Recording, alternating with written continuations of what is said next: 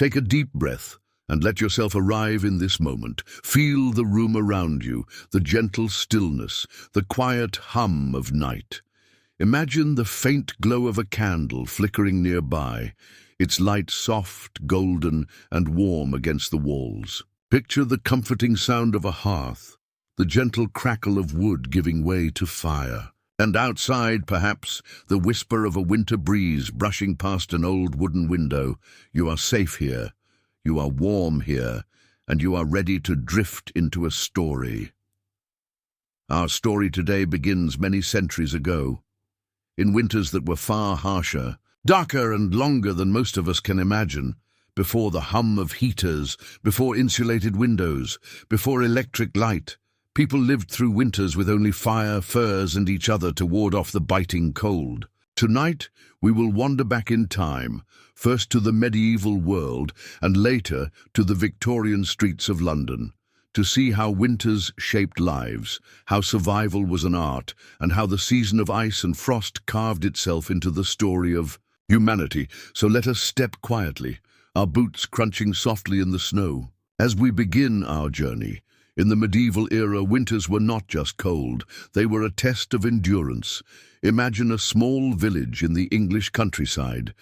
The days grow shorter, the light fades before supper is even served, and the nights stretch on, heavy and endless. Inside the thatched cottages, smoke curls through the air from the hearth. Families gather close, huddled together under wool and rough-spun blankets. The walls are thin, the wind seeps through cracks, and outside the world is coated in frost. The chill of the season was more than discomfort, it could be deadly. For peasants, food was scarce by midwinter.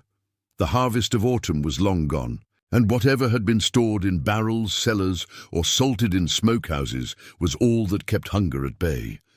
Can you imagine the feeling? The bite of cold air on your breath, the ache of frost on your fingertips, and the emptiness in your stomach as days stretched into weeks, with little to eat but hard bread, porridge, or salted fish. Still, there was a quiet resilience. Families would share what they could. Neighbors leaned on each other for survival, and in the darkness, stories, songs, and prayer filled the long hours of winter night. The villages themselves were transformed by the cold. The roads froze hard, turning muddy paths into icy tracks. Travel became treacherous, and many stayed close to home, their world shrinking to the flicker of a hearth and the shadows of their small cottages. For those who braved the outdoors, the snow lay heavy on the fields, the rivers sometimes freezing over, and the air filled with the sharp stillness of midwinter silence. Imagine walking through such a village at dusk. The windows are faintly aglow from small fires, smoke rising in crooked plumes against a pale wintry sky. Your boots press into crisp snow, and every breath escapes your lips as a silver mist. This was the world of medieval winter. Not just a season, but a challenge, a force of nature that shaped the rhythm of life itself. Beyond hunger and cold, there were other trials. Illness thrived in winter. With little sunlight, weak diets, and poor sanitation, diseases spread swiftly. Coughs echoed through cottages, fevers came unbidden, and the biting air only deepened the suffering. For many, survival through the winter months felt almost miraculous. Every spring was not simply a season of growth, but a celebration of endurance, a triumph of life over the deep and brutal frost. Yet, amidst the hardship, there was beauty too. The glimmer of frost on bare branches, the sparkle of moonlight on untouched snow, and the gathering of families around firelight, telling tales, singing songs, and dreaming of warmer days to come. As centuries passed, the Victorian era arrived. London, sprawling and crowded, faced winters of its own, harsh, bitter, and unforgiving. Imagine stepping into the streets of Victorian London on a cold January evening. The gas lamps glowed dimly through a haze of fog, the air thick with smoke from coal fires. Your boots clatter on cobblestones slick with frost, and every alley seems darker, deeper, the chill settling into the bones of the city. In wealthier homes, great coal fires burned in ornate grates. Thick curtains were drawn, carpets softened the floors, and families gathered in parlours warmed by heavy draperies. But for the poor, the story was far different. In cramped, draughty tenements, families huddled together, burning whatever scraps they could find, bits of wood, broken furniture, even refuse, to keep the frost from claiming their fingers and toes. The winter cold in London did not discriminate, but poverty made it merciless. Children wandered the streets barefoot in snow, begging, selling matches, carrying coal, doing whatever they could to survive another night, and for many, the winter air was not just cold, it was heavy with smoke. Coal fires choked the city with soot and fog, the famous London smog, settling in thick layers, turning winter into a season of both ice and ash. Still, even here, life carried on. Street vendors called out in the frosty air. Horse-drawn carriages rattled over frozen stones, and in churches the warmth of candlelight spilled into the pews, a comfort against the dark nights of December and January. The Victorian winter was brutal, yes, but also strangely alive, a city wrapped in ice and shadow, its people pressing forward, surviving, enduring, and dreaming of spring. And so, as we drift deeper into our story, we see how old winters were absolutely brutal. They were a test of strength, of patience, of will. They shaped the rhythm of life, dictated what could be eaten, and decided who would endure and who would falter. But they also gave rise to community, to shared resilience, to the songs, stories, and traditions that carried people through the cold and into the light of spring. And as you listen now, with the quiet warmth of your own surroundings around you, perhaps you can hear the echoes of those long, harsh winters, the crackle of a fire, the hush of falling snow, the voices of those who endured, whispering through history. We survived, we carried on, and so will you. And with that, let your breath deepen, let your shoulders soften, and let the story carry you gently into calmness. Breathe in slowly and exhale gently. Feel the warmth of your blanket, the softness beneath you, and the calm glow of our story as it continues. Outside, the night is still, and in your mind's eye, a world of long-ago winters begins to take shape once again. Our journey sets sail now, to the very heart of medieval England, where the coldest months were known not just for their hardships, but also for the way they shaped daily rhythms of life. Picture a village manor hall, its tall timber beams rising into shadow. At the center, a great fire burns, flames dancing high, sparks flickering upward into the smoky rafters. Here, the wealthier folk, lords and ladies, sat by the hearth, wrapped in furs and heavy cloaks. The fire brought warmth, but only to those near it. Step too far into the corners of the hall, and the frost crept in again, biting at the edges of your cloak. For the poor peasants who worked the land, such grand fires were distant luxuries. In their cottages the hearth was small, often just a smoky pit with a simple chimney. The walls were bare, the floor earthen, and draughts seeped through every gap. The fire warmed little more than the space around it, so families slept together, huddled under wool and straw, to conserve precious heat. In this era, winters shaped food and survival above all. The hungry months came after Christmas, when supplies ran thin. Root vegetables, turnips, parsnips, and onions were staples stored in root cellars dug deep into the earth. Salted meats, dried peas, and hard loaves of bread carried families forward.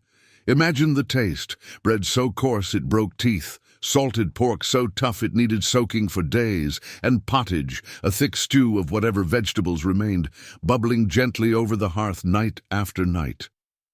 It was not a feast, but it was survival, And when food dwindled, creativity kept bellies filled. Grains were stretched with water, soups made thin but sustaining, and every crumb saved for another day. Hunger was not unusual. It was a companion, a shadow that followed families through the frost. But winter was not just hardship, it was also a season of ritual and celebration. In the darkest nights of December, the people of medieval England marked Yuletide. Fires were lit, songs were sung, and the darkest days were softened with community gatherings.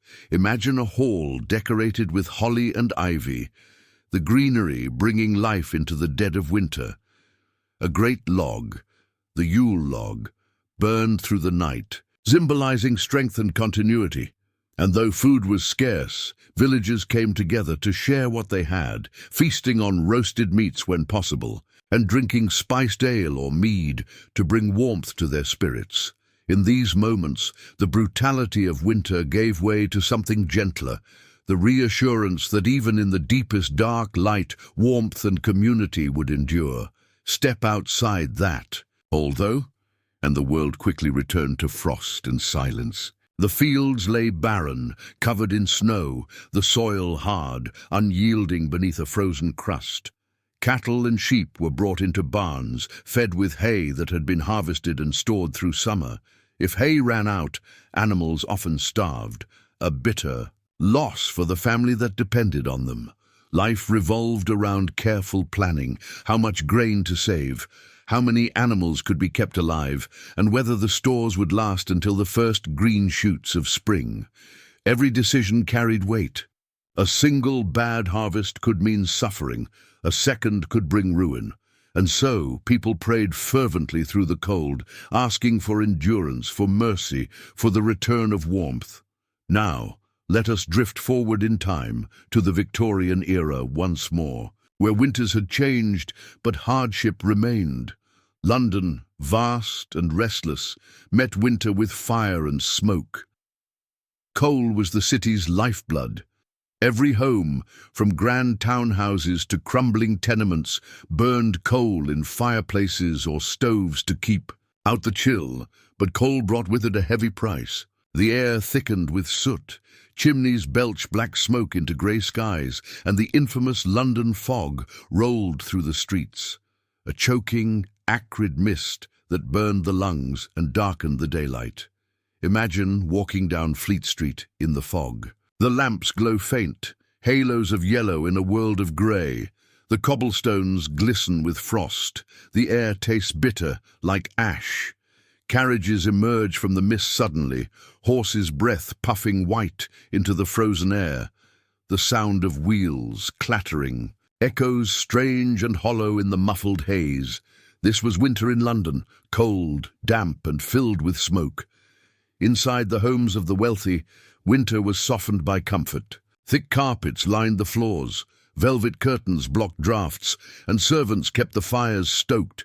Children played in nurseries warmed by glowing grates, and families dined on roasts and puddings, filling bellies against the frost. But for the poor, the story was altogether different.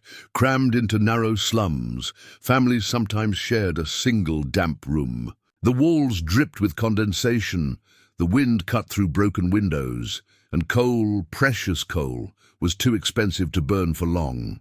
Instead, scraps of wood, bits of rubbish, even animal dung were burned, anything to keep away the chill. The smoke filled the rooms, stinging eyes, yet still the frost crept in. Children curled together for warmth, their breath misting in the air above thin blankets, and outside the streets were no kinder. Children sold matches, newspapers, or flowers in the snow. They shivered in threadbare clothes, their small hands, red and raw, their cheeks stung with wind. Some slept in doorways, curled against each other, their dreams the only warmth they had. Winter was a test in every era. But in the crowded alleys of Victorian London, it was often a merciless judge. Yet, even here, amidst hardship, there was resilience. Markets bustled even in the cold. Street cries rose above the fog. Hot pies, hot eels, roasted chestnuts. Small comforts to soften a freezing evening. Families, no matter how poor, found ways to mark the season. A candle lit in a window, a pot of stew stretched to fill many bowls, a hymn sung softly in a chilly church pew, and when Christmas came, even the poorest found some thread of celebration.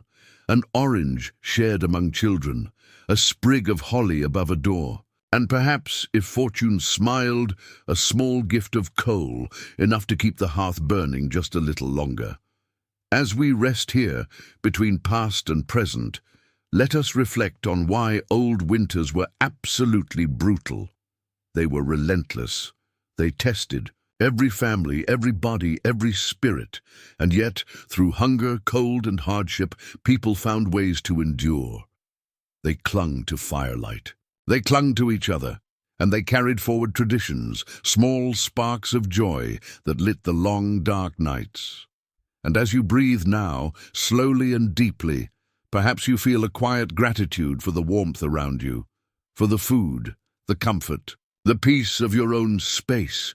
The past reminds us of how far we've come and how much we carry forward from those who came before. In the medieval countryside, the rhythm of winter was dictated not only by weather, but also by the church calendar. The cold months were filled with holy days, feasts and fasts that gave structure to the long season. Though food was scarce, people gathered in churches lit by candles, their breath misting in the icy air as hymns echoed through stone walls. For many, the spiritual calendar was a source of hope. Each feast day brought a break from labor, each Mass a reminder that the darkness would pass. Winter also changed the work of the year. In summer, peasants toiled in the fields from dawn to dusk, but in the frozen months the earth rested, and so too did the people. Tasks shifted indoors, weaving, mending clothes, repairing tools, and telling stories by the fire. Children listened, with wide eyes, as parents recited tales of saints, legends of knights, or the old folk stories whispered for generations. This was how knowledge traveled, not by books, which were rare, but by memory, shared in the hush of long winter nights. Yet, not all winters were alike. Europe in the Middle Ages endured periods of extreme cold, most notably the Little Ice Age, beginning around the 14th century. The climate cooled sharply. Summers grew shorter and wetter, harvests failed more often, and winters stretched long, bitter and merciless. Imagine a year when the grain rotted in the fields, when cattle starved for lack of hay, and when snow buried the roads so deeply that villages were cut off from one another for weeks. Famine swept through towns and countrysides. Entire families perished. The brutality of winter in these centuries was not poetic exaggeration. It was life and death, raw and immediate. Still, humans adapted. The wealthy built castles with thick stone walls, their great halls designed to trap heat from enormous fires. Tapestries hung on walls, not only as decoration, but as insulation, to keep out the drafts that crept through cold stone. Servants carried heated bricks wrapped in cloth to warm beds. Even in the highest towers, life found ways to soften winter's edge. The poor relied on ingenuity of another kind. They insulated their cottages with mud, straw, or animal dung pressed into cracks. They lined their clothing with layers of linen, wool, or whatever scraps could be stitched together. Children wore the same garments day and night, their small shoes stuffed with straw to keep their toes from freezing. Survival was not glamorous, but it was relentless, a quiet battle waged every day against frost and hunger. As the centuries turned, let us step once more into Victorian London, where winter revealed the stark contrasts between wealth and poverty. At the heart of the city, ice floes sometimes drifted down the Thames. The great river would freeze in particularly bitter winters, and Londoners marveled at its transformation. In earlier centuries, great frost fairs had been held upon the frozen Thames, with stalls, games, and music spread across the ice itself. But by the Victorian era, those days were mostly gone, as the construction of bridges altered the flow of the river, making freezes rare. Still, the very idea of a river frozen solid in the heart of the city captured imaginations and reminded people of the power of nature. Inside the homes of the middle class, winter had its own rituals. Fires were kept bright in parlours, where families gathered to read, sew, or play music. Glass panes frosted at the edges, and children traced patterns in the mist of their own breath on the window.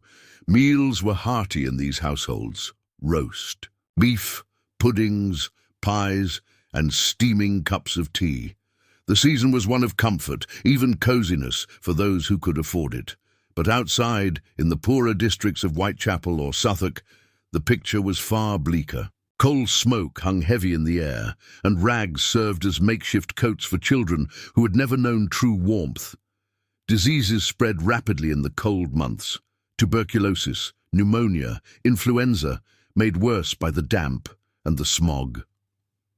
Hospitals overflowed, and the poor often had nowhere to turn but charity or the cold steps of a church. For many Victorians, winter meant work did not stop, no matter the weather. Men laboured on the docks, their breath freezing in the mist above the Thames. Women stood in open-air markets, fingers numb as they sold vegetables or fish. Street sweepers brushed snow and ash from cobblestones, and chimney sweeps, many of them children, climbed soot-choked flues even in icy winds. The street economy adapted itself to the season. Vendors sold roasted chestnuts, hot pies, steaming potatoes, small comforts, just enough to warm cold hands for a few minutes. Newspapers carried tales of frostbitten beggars found frozen at night, but they also carried advertisements for furs, new coal stoves, and fashionable winter coats, reminders of a world divided between comfort and desperation. One cannot speak of Victorian winters without recalling Charles Dickens, whose stories painted vivid portraits of the season. His Christmas tales spoke of both hardship and hope, reflecting the reality of the era. In A Christmas Carol, for instance, the bitter cold of London is not just a setting, but a presence in itself, a reflection of struggle and the need for compassion in a harsh world. Dickens knew firsthand what winter poverty was like. As a child, he worked in a factory while his father was imprisoned for debt. Those memories coloured his writing, making his depictions of winter both brutally honest and deeply human. His stories remind us, for many Victorians, the season was not just about frost on windows, but about survival, kindness, and endurance. As the nights deepened, the city adapted its own rituals of warmth. Churches glowed with candlelight. Carolers sang in the frosty air. Families gathered close, rich or poor, to share whatever small joy the season allowed. Even in its brutality, winter inspired traditions of togetherness that carried into the modern world. And in this way, just as in the medieval villages centuries earlier, winter became not only a test, but also a thread binding communities closer together. Winter in the Middle Ages was not just about survival. It also shaped the very structure of society. Agriculture ruled life, and with the land frozen, the lords of manors and their tenants turned to other forms of work. Craftsmen in villages busied themselves with repairing ploughs, forging tools, or shaping wooden barrels for the coming year. Women spun wool and flax into yarn, weaving cloth that would clothe their families when spring came again. Children fetched water, fed livestock, or gathered kindling, their small tasks essential to daily survival. The rhythm was slower, quieter. By candlelight and firelight, life continued, even as the world outside lay still beneath snow and ice. The monasteries of medieval Europe also played a crucial role during these cold months. Monks rose in the darkness, their chants echoing through stone chapels long before the first light of dawn. Within their cloisters, they offered shelter to the poor and hungry, giving bread, soup, and warmth to travelers and villagers alike. Monasteries became places of refuge when winter pressed hardest. Their stores of grain, cheese, and ale fed more than just the monks. They fed entire communities that might otherwise have starved. The monks also recorded the harshness of winters in their chronicles, noting when rivers froze, when snows were heaviest, when famine struck hardest. Through their words, we catch a glimpse of how relentless the season could be. Among the common folk, folklore and superstition also grew stronger in the dark months. The long nights were thought to bring spirits closer, and many believed the winter winds carried unseen voices. Legends of the wild hunt, of spectral riders racing across the skies, were whispered to children as warnings not to wander at night. The crack of ice on a frozen pond might be explained as the groaning of restless spirits, and sudden storms seen as signs of divine judgment. In these stories, people sought to explain the mysteries of a world that often felt merciless. Winter was more than physical. It was spiritual, mysterious, a season where the veil between the natural and the supernatural felt thin. Now, let us return to Victorian London, where superstition had given way to industry, but the cold still carried its own dangers. The very fuel that kept homes warm, coal, was also a hazard. Poorly ventilated fireplaces filled rooms with choking smoke. Coal dust coated walls and lungs alike, leading to chronic illness. When fog mingled with smoke, the infamous pea-soupers blanketed the city, turning day into night. In these moments, winter felt not only brutal, but suffocating. Yet despite the hazards, coal was essential. Every chimney belched grey plumes. Into the sky, a reminder that survival came at a cost. The cold also changed how people dressed.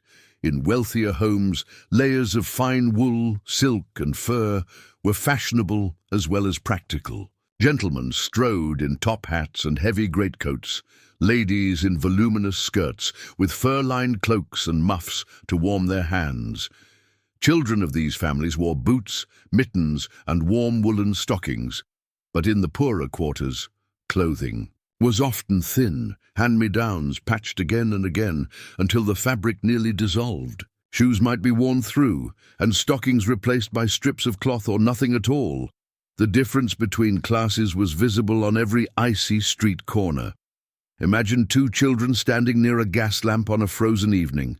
One, wrapped snugly in wool with cheeks rosy from the cold, but well-fed. The other barefoot on cobblestones, shivering in rags, holding out a tray of matches for sale. Both endured the same weather, but one felt only discomfort, while the other faced the raw edge of survival. And yet, even amid the hardships, winter created moments of beauty in the city. The frost etched delicate patterns on windows. Snow softened the sharp edges of rooftops, turning grimy brick into something almost magical. Children, no matter their station, found joy in play. Snowballs thrown, footprints pressed into fresh drifts, and laughter rising above the biting air. The city for a moment sparkled under the touch of ice.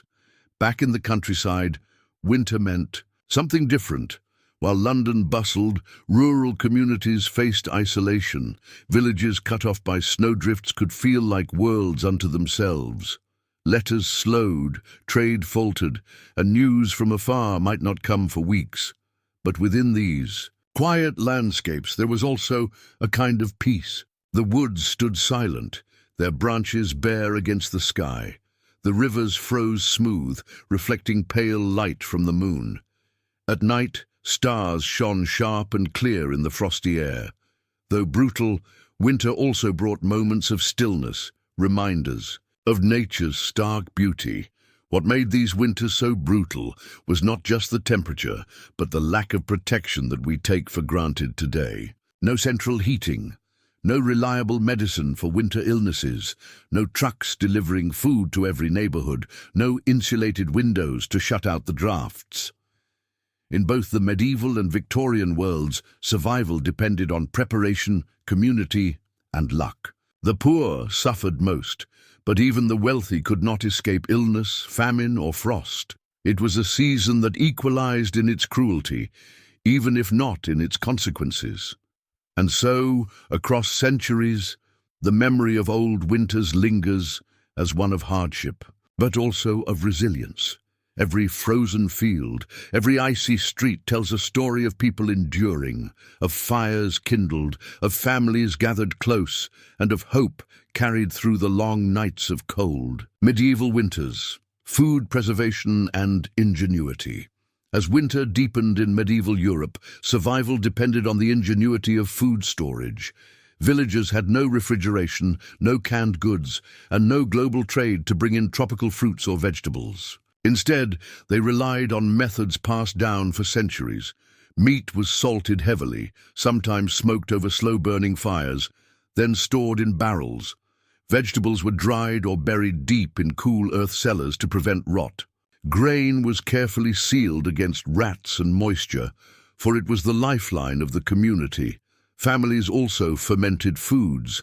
Cabbages turned into sauerkraut and milk into cheese, to extend their use through the months when nothing grew. These were not luxuries, but necessities. A mistaken storage could mean hunger, and hunger could mean death. Winter meals were monotonous, often repetitive, but they kept people alive. The smell of souring cabbage or salted fish may not sound inviting today, but in the heart of January, it was the smell of survival. The role of animals in winter animals, too, were crucial to enduring the cold. Cows, sheep, and pigs were often brought indoors, sharing space with the family under the same roof. Their body heat warmed the cottages, and their presence was a form of security. Chickens roosted in corners, and goats nibbled at stored hay in pens, only a few feet from sleeping children. But animals were also a gamble. If hay or grain ran out before spring, livestock could starve, and with them the livelihood of the family. The decision to slaughter animals in late autumn was never made lightly. Too few animals meant hardship later, but too many alive meant stretching precious resources. Each choice was a delicate balance, dictated by the long winter ahead. Winter travel in the medieval world. When snow blanketed the countryside, travel became rare. Roads were little more than muddy paths, easily swallowed by drifts or frozen ruts. Carts could not pass, and horses struggled through ice. For most, journeys in winter were short, between villages or to nearby markets when necessary. Merchants and pilgrims braved longer distances, but the risks were great. Wolves prowled the forests, hunger making them bold. Bandits, too, found opportunities when travelers grew desperate. Those who traveled often carried dried bread, hard cheese, and flasks of ale for sustenance. They might stop at monasteries or inns, where a fire and a bowl of pottage offered brief respite before stepping once more into the frost. For the ordinary farmer or craftsman, however, winter was a time to stay rooted, to wait, to endure. Victorian winters. The industrial city centuries later, in the Victorian era, the world had changed, yet winter brought its own difficulties. The rise of industry meant that many thousands labored in factories, even in the coldest months.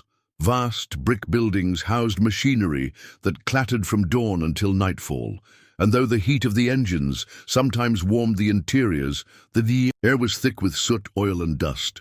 Workers emerged into the icy streets with lungs heavy from smoke, their hands raw and cracked from labor. For the poor, coal was both a salvation and a curse. A small bag of coal might warm a family for a single night, yet its cost meant many went without.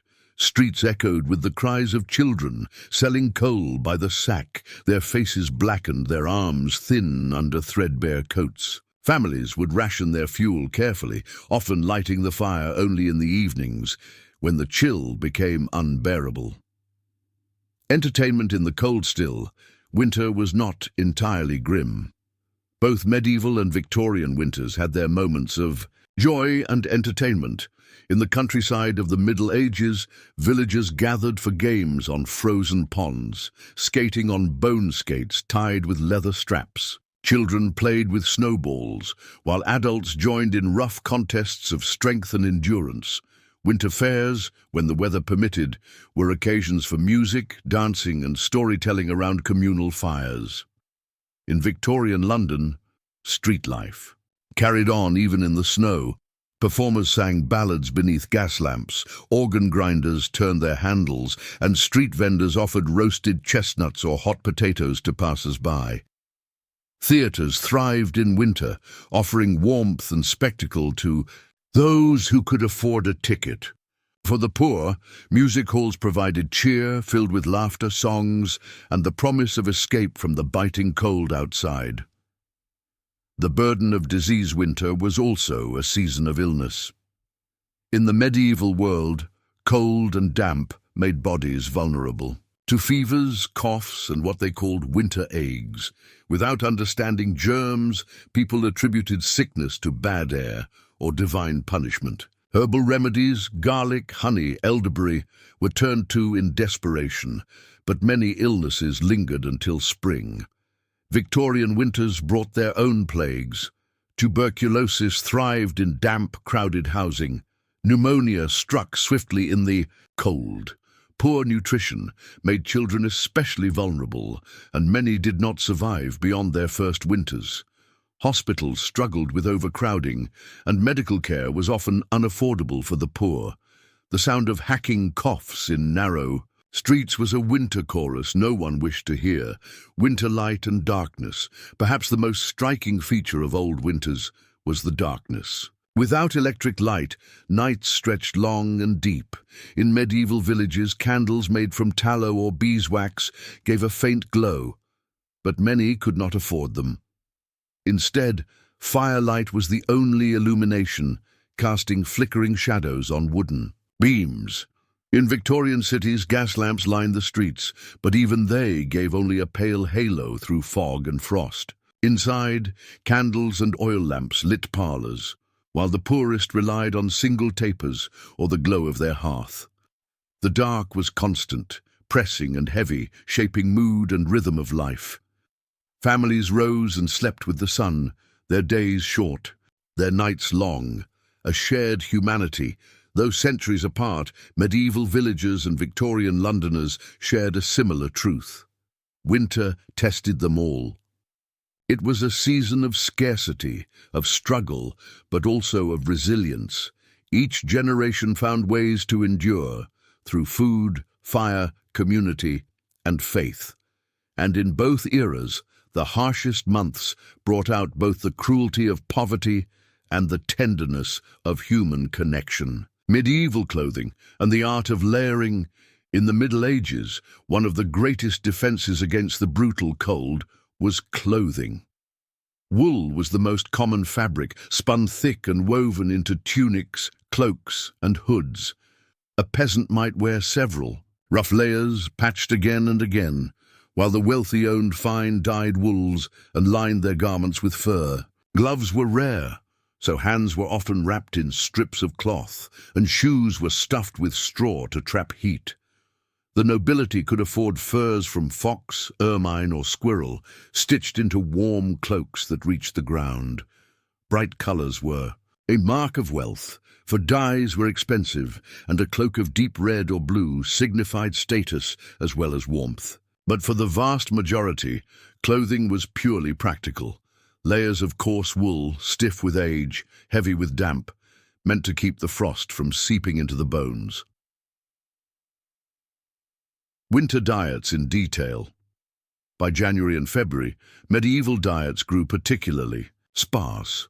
Fresh produce was gone, so meals revolved around bread, pottage, and whatever salted or dried foods had survived storage.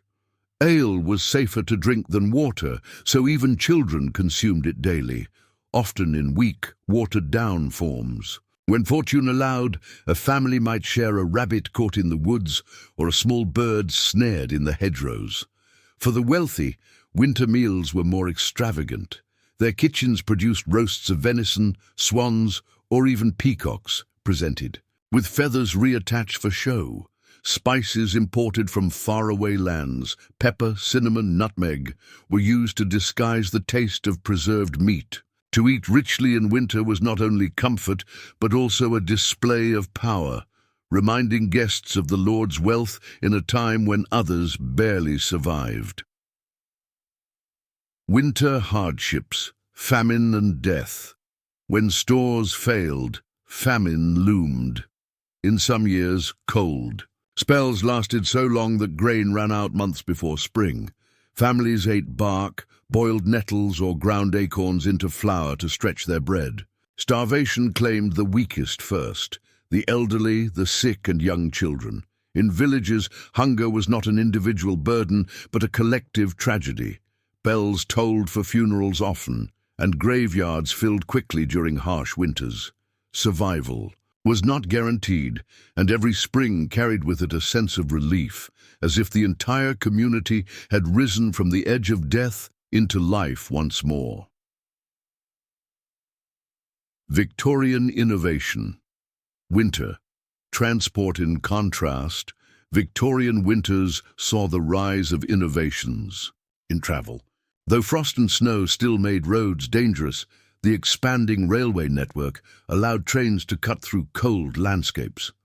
Steam engines powered forward regardless of ice, carrying passengers and goods where once roads would have been impassable.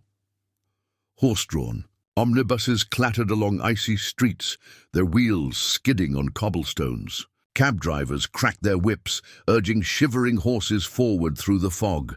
Sleighs were rare in London, but in rural areas of Britain and across northern Europe, sleigh rides across snowbound fields provided both transport and delight. The bells on harnesses jingling through the crisp air, the ability to move more freely through winter marked a transformation in how society functioned. Yet for the poor, walking on frozen, slushy streets remained the reality. Thin boots and worn soles offered little protection, and frostbite was a common hazard among the destitute. The winter shaped the economy in both medieval and Victorian worlds. In the countryside of the Middle Ages, little agricultural work could be done, but winter markets provided opportunities for trade. Merchants sold dried fish, salt, candles, and firewood. Craftsmen offered wooden utensils, iron nails, or woolen goods. These markets were lifelines, connecting isolated villages during the long season. In Victorian London, commerce never slept. Shops remained open, though their windows frosted and the streets buzzed with vendors selling everything from coal to roasted chestnuts. The Christmas season grew into a commercial force, with decorated shop fronts enticing customers. Wealthy families purchased gifts, imported fruits and fine wines, while poorer families scraped together coins for small tokens of cheer. Winter brought hardship, but it also brought opportunity, particularly for those clever enough to meet. The city's endless demand, winter and faith carried people through the darkest nights. In the medieval era, winter was a season of solemn fasting and joyous feasts. Candlemas, Epiphany and Lent all shaped the spiritual calendar, giving rhythm to the otherwise endless cold. Priests preached of patience, endurance, and the promise of renewal in spring. For Victorians, church attendance soared at Christmas and throughout the winter months. Carols filled candlelit chapels, and sermons reminded congregations to show charity to the poor. Religious societies distributed bread, coal, and blankets, providing both physical and spiritual warmth. The combination of ritual and generosity softened the brutality of the season, reminding people of hope in the midst of hardship. Winter entertainment indoors. When the nights grew too long, people sought entertainment indoors. In the Middle Ages, this meant storytelling. Music played on simple instruments or games of dice and boards. Tales of knights, saints, and legends stirred the imagination, while songs lifted spirits. In Victorian London, families played parlour games, read aloud from novels, or attended theatres where gaslight illuminated stages filled with music and drama. The winter season was rich with cultural life, especially for those with the means to afford it. Even in poorer homes, singing, laughter, and humble games filled the dark hours, proving that joy could exist even in the harshest season. Winter. As a test of community, perhaps the greatest lesson of old winters was that survival was rarely solitary.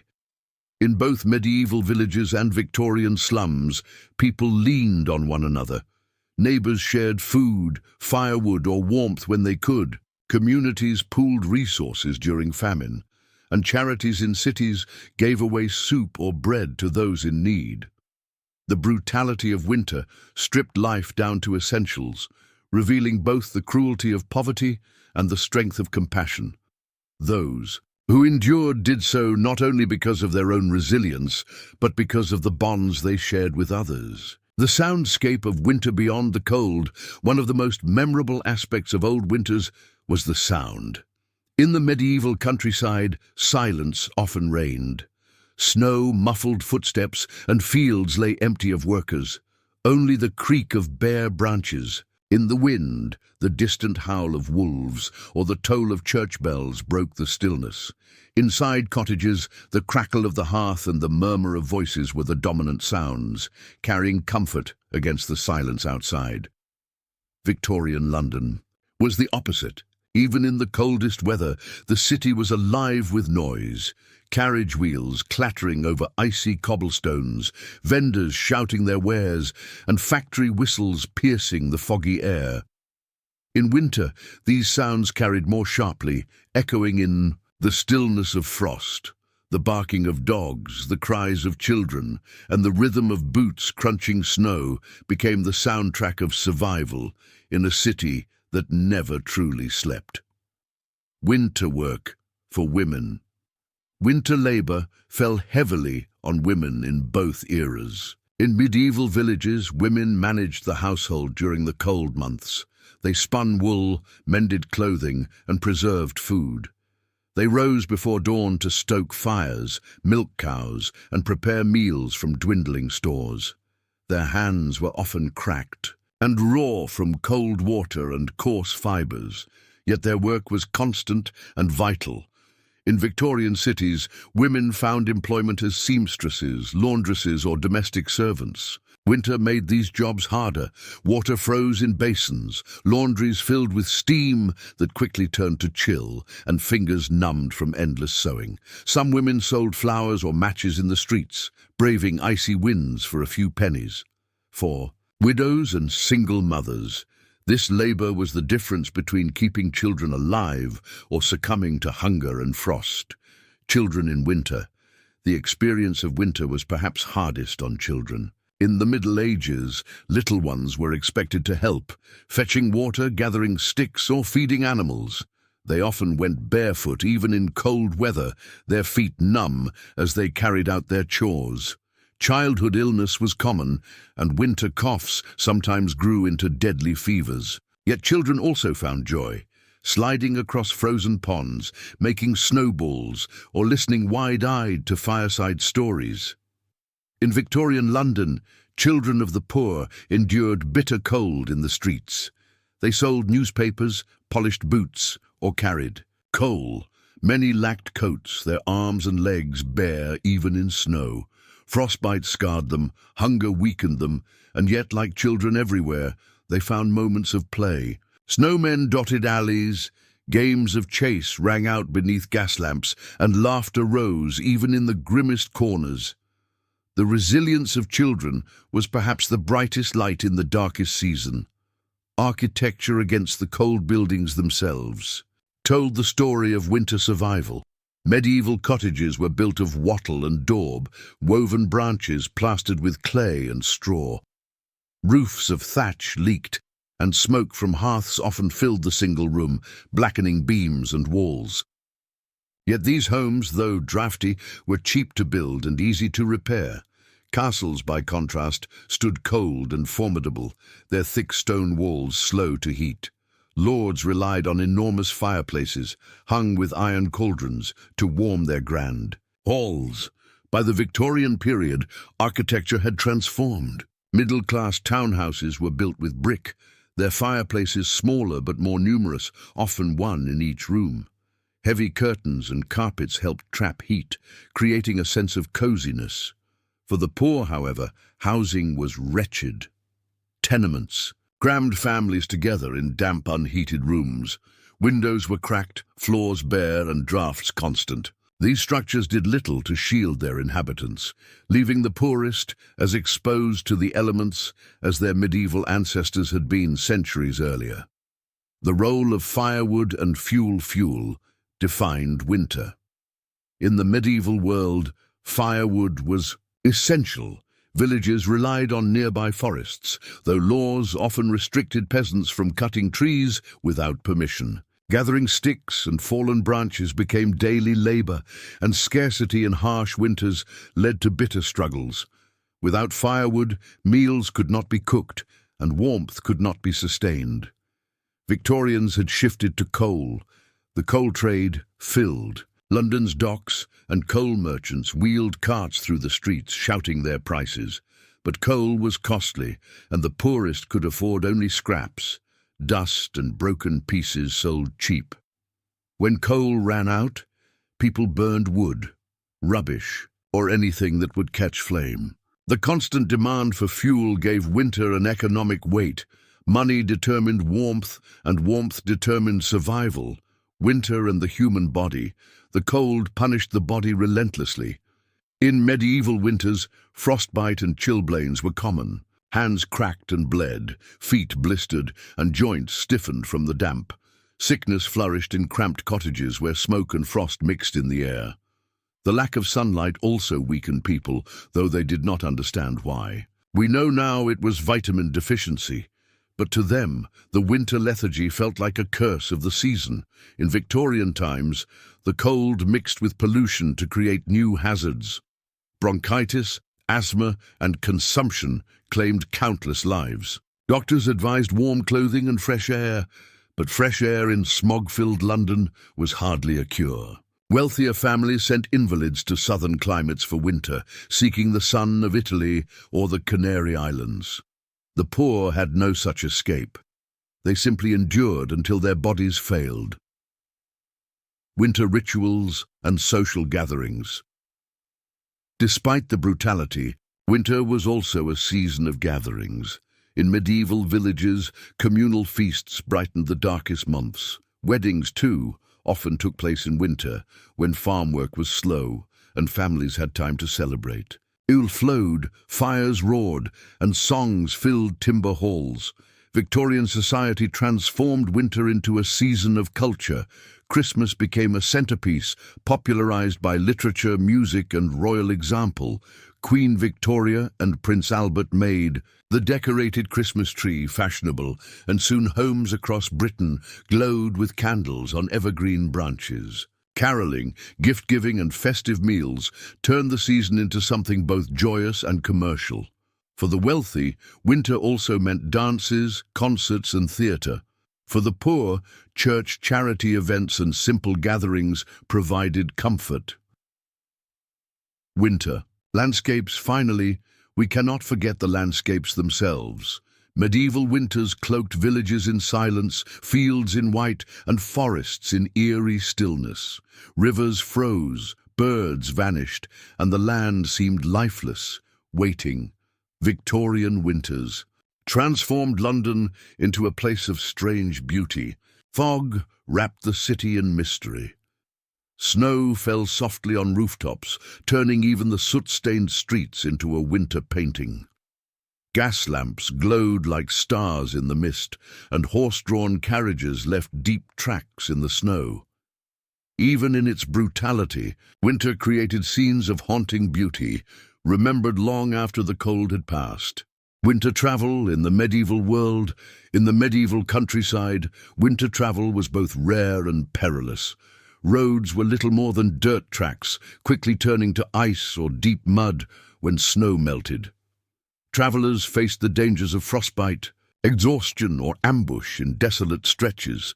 Inns were few, and many had to rely on the charity of monasteries for food and shelter. Monks welcomed weary wanderers, offering broth and a straw bed near the fire, but space was limited. For pilgrims, winter journeys were acts of devotion. Wrapped in coarse cloaks and clutching staffs, they trudged through snow toward holy shrines, believing their suffering would bring blessings. Caravans of merchants, on the other hand, timed their travels carefully, for a storm could trap them in the wilderness. Carts broke wheels on frozen ruts, horses slipped, and icy rivers swallowed unwary travellers. The risk was immense, but so too were the rewards for those who delivered goods when scarcity made prices soar. Winter travel in the Victorian era. By the 19th century, travel had been transformed. Railways cut across frozen landscapes, their iron. Tracks steaming with the heat of engines. Families huddled in railway carriages, wrapped in shawls, as the train clattered past fields glittering with frost. Stagecoaches still ran, their lamps glowing in the fog, though slippery cobblestones made accidents common. The wealthy enjoyed winter holidays, trips to spa towns, seaside resorts, or even across the Channel to sunnier climates. Steamships carried passengers southward, seeking warmth and cleaner air. Meanwhile, the poor trudged through slush and snow on foot, often with holes in their shoes, their journeys measured not in miles but in aching steps. The contrast between comfort and hardship grew sharper as technology widened the gap between classes. Winter markets and fairs winter was not only a season of scarcity, but also one of commerce and festivity. In medieval towns, winter fairs were held to celebrate holy days and provide trade opportunities. Merchants erected stalls in market squares, selling salted fish, woolen cloth, candles, and spiced wine. Children tugged at their parents' hands, staring wide-eyed at bright ribbons, wooden toys, and sweetmeats. Amid the cold, these fairs became islands of colour and life. Victorian London took this to new heights. Christmas markets filled streets with roasted chestnuts, hot pies, and oranges imported from Spain. Shop windows glittered with decorations, and butchers displayed plump geese and turkeys ready for holiday feasts. The season of giving became a season of buying, and for shopkeepers, winter was the most profitable time of year. The glow of lanterns, the scent of roasting food, and the bustle of crowds created warmth that was as much emotional as it was physical. The harsh toll on animals' winter affected not only people but also animals. In the medieval countryside, livestock often perished from cold or hunger. Farmers worked tirelessly to keep cattle alive, for they were essential for ploughing and milk. Sheep, huddled together in snow-covered fields, lost their lives to wolves or frost. Chickens stopped laying eggs, and pigs grew leaner as scraps dwindled. In Victorian London, animals faced different struggles. Horses, essential for transport, pulled heavy carts through icy streets, their breath steaming in the frigid air. Many collapsed from exhaustion or slipped on frozen cobblestones. Dogs and cats, often strays, scavenged for food, braving the chill with only their fur as protection. Winter revealed the vulnerability of all creatures, human and animal alike, bound together in the fight for survival. Winter and the cycle of time. For both medieval villagers and Victorian city dwellers, winter was more than just a season. It was a marker in the cycle of time. The arrival of frost signaled the end of harvest, the pause of growth, and the waiting for renewal.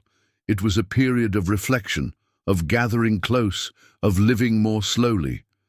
In the Middle Ages, people told time by the rhythm of seasons rather than by clocks. Winter was the season of rest and survival, when the earth slept and people dreamed of spring. In Victorian society, time had become mechanical, ruled by clocks and schedules. Yet winter still slowed life in subtle ways. Factories cut hours when gaslight was too dim, shops closed earlier, and families spent longer evenings together by the fire. Even in the age of steam, winter demanded respect. Illnesses of the season-cold months brought with them a tide of illness. In medieval villages, pneumonia and influenza were often fatal. Without understanding germs, people turned to herbal remedies, thyme, sage, garlic, believing in their power to warm the blood. Smoke-filled cottages worsened breathing problems, and frost aggravated wounds that could not heal in the damp. In Victorian times, new medical knowledge revealed some causes but offered few cures. Winter fevers swept through crowded neighborhoods, claiming thousands. Tuberculosis, known as consumption, worsened in damp, cold rooms, its victims coughing blood into rags. Charitable hospitals overflowed, and families relied on home remedies, mustard plasters, hot water bottles, and endless cups of broth. For the poor, sickness in winter was often a death sentence, yet hope persisted in the healing hands of family and neighbors. Winter work and idleness work shifted with the seasons. In the medieval year, winter was the time for indoor tasks, repairing tools, weaving, carving, or brewing ale. Fields lay dormant, so farmers turned their hands to crafts. This idleness, forced by weather, allowed for reflection, but also brought hardship, for less work meant fewer earnings. In Victorian London, work rarely ceased. Factories churned year-round, their smokestacks piercing the grey skies. The wealthy carried on business in offices warmed by coal fires, while the poor laboured in cold workshops. Yet certain trades thrived in winter. Chimney sweeps, coalmen, tailors and bakers. The season brought both opportunity and hardship, depending on one's place in the social ladder. Winter nights and dreams. Perhaps the deepest experience of winter was found in its nights. Long dark hours invited storytelling, music and dreams. In medieval halls, minstrels sang of distant lands and legendary knights. Families whispered prayers before bed, the fire burning low, while outside the wind howled. Dreams carried them into realms of warmth and light, a needed escape from the bitter cold. In Victorian homes, novels and poetry became companions for the season. Families gathered around to read by candlelight, letting words transport them beyond the walls of their homes. Charles Dickens's stories, filled with ghosts and redemption, captured the mood of winter perfectly, darkness pierced by glimmers of light. Dreams in winter were not merely sleep, they were survival, reminding people that imagination could warm where fire could not. Winter clothing in the medieval world clothing was the first defense against the cold, though in the Middle Ages, garments were far from luxurious for most people. Wool was the fabric of survival. Peasants layered coarse woolen tunics with cloaks, fastened by simple brooches. Hoods protected heads and necks, while mittens were sometimes shared between workers, passed hand to hand as tasks demanded. Shoes, often made of leather, provided little insulation, and many walked with damp feet throughout the season. The wealthy dressed differently. Nobles wore fur-lined cloaks, ermine, fox or squirrel, signs of status as much as comfort. Their boots were sturdy, and their chambers hung with heavy tapestries that kept out draughts. Yet even lords and ladies admitted that castles were cold. Their finery provided warmth, but it could never fully keep out the chill of stone walls and icy corridors. Victorian winter fashion.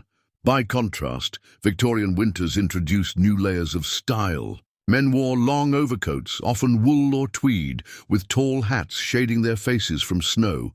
Women adopted voluminous dresses, cloaks trimmed with fur, and thick shawls wrapped around shoulders. Gloves became essential, not just for warmth, but also for propriety, as bare hands in public were frowned upon. For the working class, clothing was patched and repatched, scarves knitted from leftover yarn, and coats bought second-hand from pawnbrokers. Children wore garments too large for them, passed down through siblings, their sleeves hanging or hems dragging in slush. Boots, when owned, were treasured possessions, sometimes shared between family members so each could take turns venturing outdoors. Clothing was not simply a matter of fashion, but of survival, and every stitch held meaning. The role of food in winter survival. In medieval winters, food was the greatest concern. Fresh produce was scarce, so families relied on salted meats, dried beans, hard cheeses, and preserved grains. Root cellars held turnips, onions, and carrots, though supplies dwindled quickly. Porridge made from oats or barley filled stomachs, though not always with satisfaction. Hunger was common. and in years of poor harvests, famine swept across villages, claiming lives before spring returned. Victorian London faced different challenges. The city relied on constant imports: fish from the coast, meat from rural farms, grain from overseas. When winter storms delayed shipments, markets ran thin and prices rose. The poor survived on bread, dripping and weak tea, while the wealthy indulged in winter feasts of roast beef, puddings, and exotic fruits. The disparity in diets reflected the widening gulf between rich and poor, and winter made the contrast unmistakable. Winter and religion. Religion was a constant companion during the cold months. In the Middle Ages, winter was tied to the church calendar. Advent and Christmas were holy seasons filled with fasting and feasting. Candlemas, celebrated in February, marked the blessing of light in the heart of darkness. Monks and nuns sang chants in icy chapels, their breath visible in the air as voices rose in prayer. Faith carried people through when their bodies faltered. In Victorian society, religion also framed winter. Churches hosted Christmas services, their interiors lit by candles and warmed by choirs. Charitable missions distributed food and clothing to the needy, embodying the season's spirit of generosity. Hymns like "O Come All You Faithful" filled pews, and sermons urged congregations to remember the poor. In both medieval and Victorian winters, belief offered warmth of another kind: the hope that suffering was temporary and that spring, both earthly and spiritual, would come again. Winter entertainment and leisure. Even in harsh conditions, people sought joy.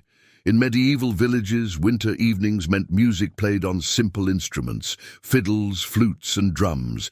Dances circled around fires, and riddles and tales filled long nights. Games of dice or chess passed the time, while outdoor activities like skating on frozen ponds brought laughter. Victorian London provided a different world of entertainment. Theatres staged grand productions, with audiences wrapped in shawls to ward off the draughty halls. Ice skating rinks opened in parks, drawing crowds of all ages. Parlour games filled drawing rooms, charades, card games, and musical evenings by piano. Winter inspired creativity, and even the cold could not dampen the human urge for play. Winter and the poor laws: for the poorest, survival often depended on the support of the community or the state. In medieval villages, charity was rooted in obligation. Lords and monasteries distributed alms during winter, offering bread, soup, or firewood. Begging was tolerated, especially in the harshest months, when to deny a hungry traveller could be a sin. In Victorian times, support came through the poor laws and workhouses. Winter drove many desperate families to seek relief, only to face grim institutions where conditions were harsh and labour compulsory. Children were separated from parents, meals were meagre, and warmth was scarce. Workhouses embodied the era's belief that poverty was a moral failing, yet in the freezing months they were sometimes the only option between life and death. The beauty of frost and snow. Though winter was brutal, it also inspired awe. In medieval landscapes, frost etched patterns across windows of ice, while snow turned fields into silent expanses of white. Villagers marveled at icicles hanging like crystal from eaves, though they shivered beneath them. Beauty was inseparable from danger. The loveliness of frozen rivers hid the peril of thin ice. In Victorian London, snow transformed the city. Gas lamps glowed through flakes like stars suspended in fog. Carriages cut paths through drifts, leaving intricate trails that soon disappeared beneath new snowfall. Poets and painters captured these scenes, turning the harshness of winter into art. For those with warmth and shelter, winter was a spectacle of nature. For those without, it was a reminder of fragility. Winter and human resilience. What binds both the medieval peasant and the Victorian worker is resilience.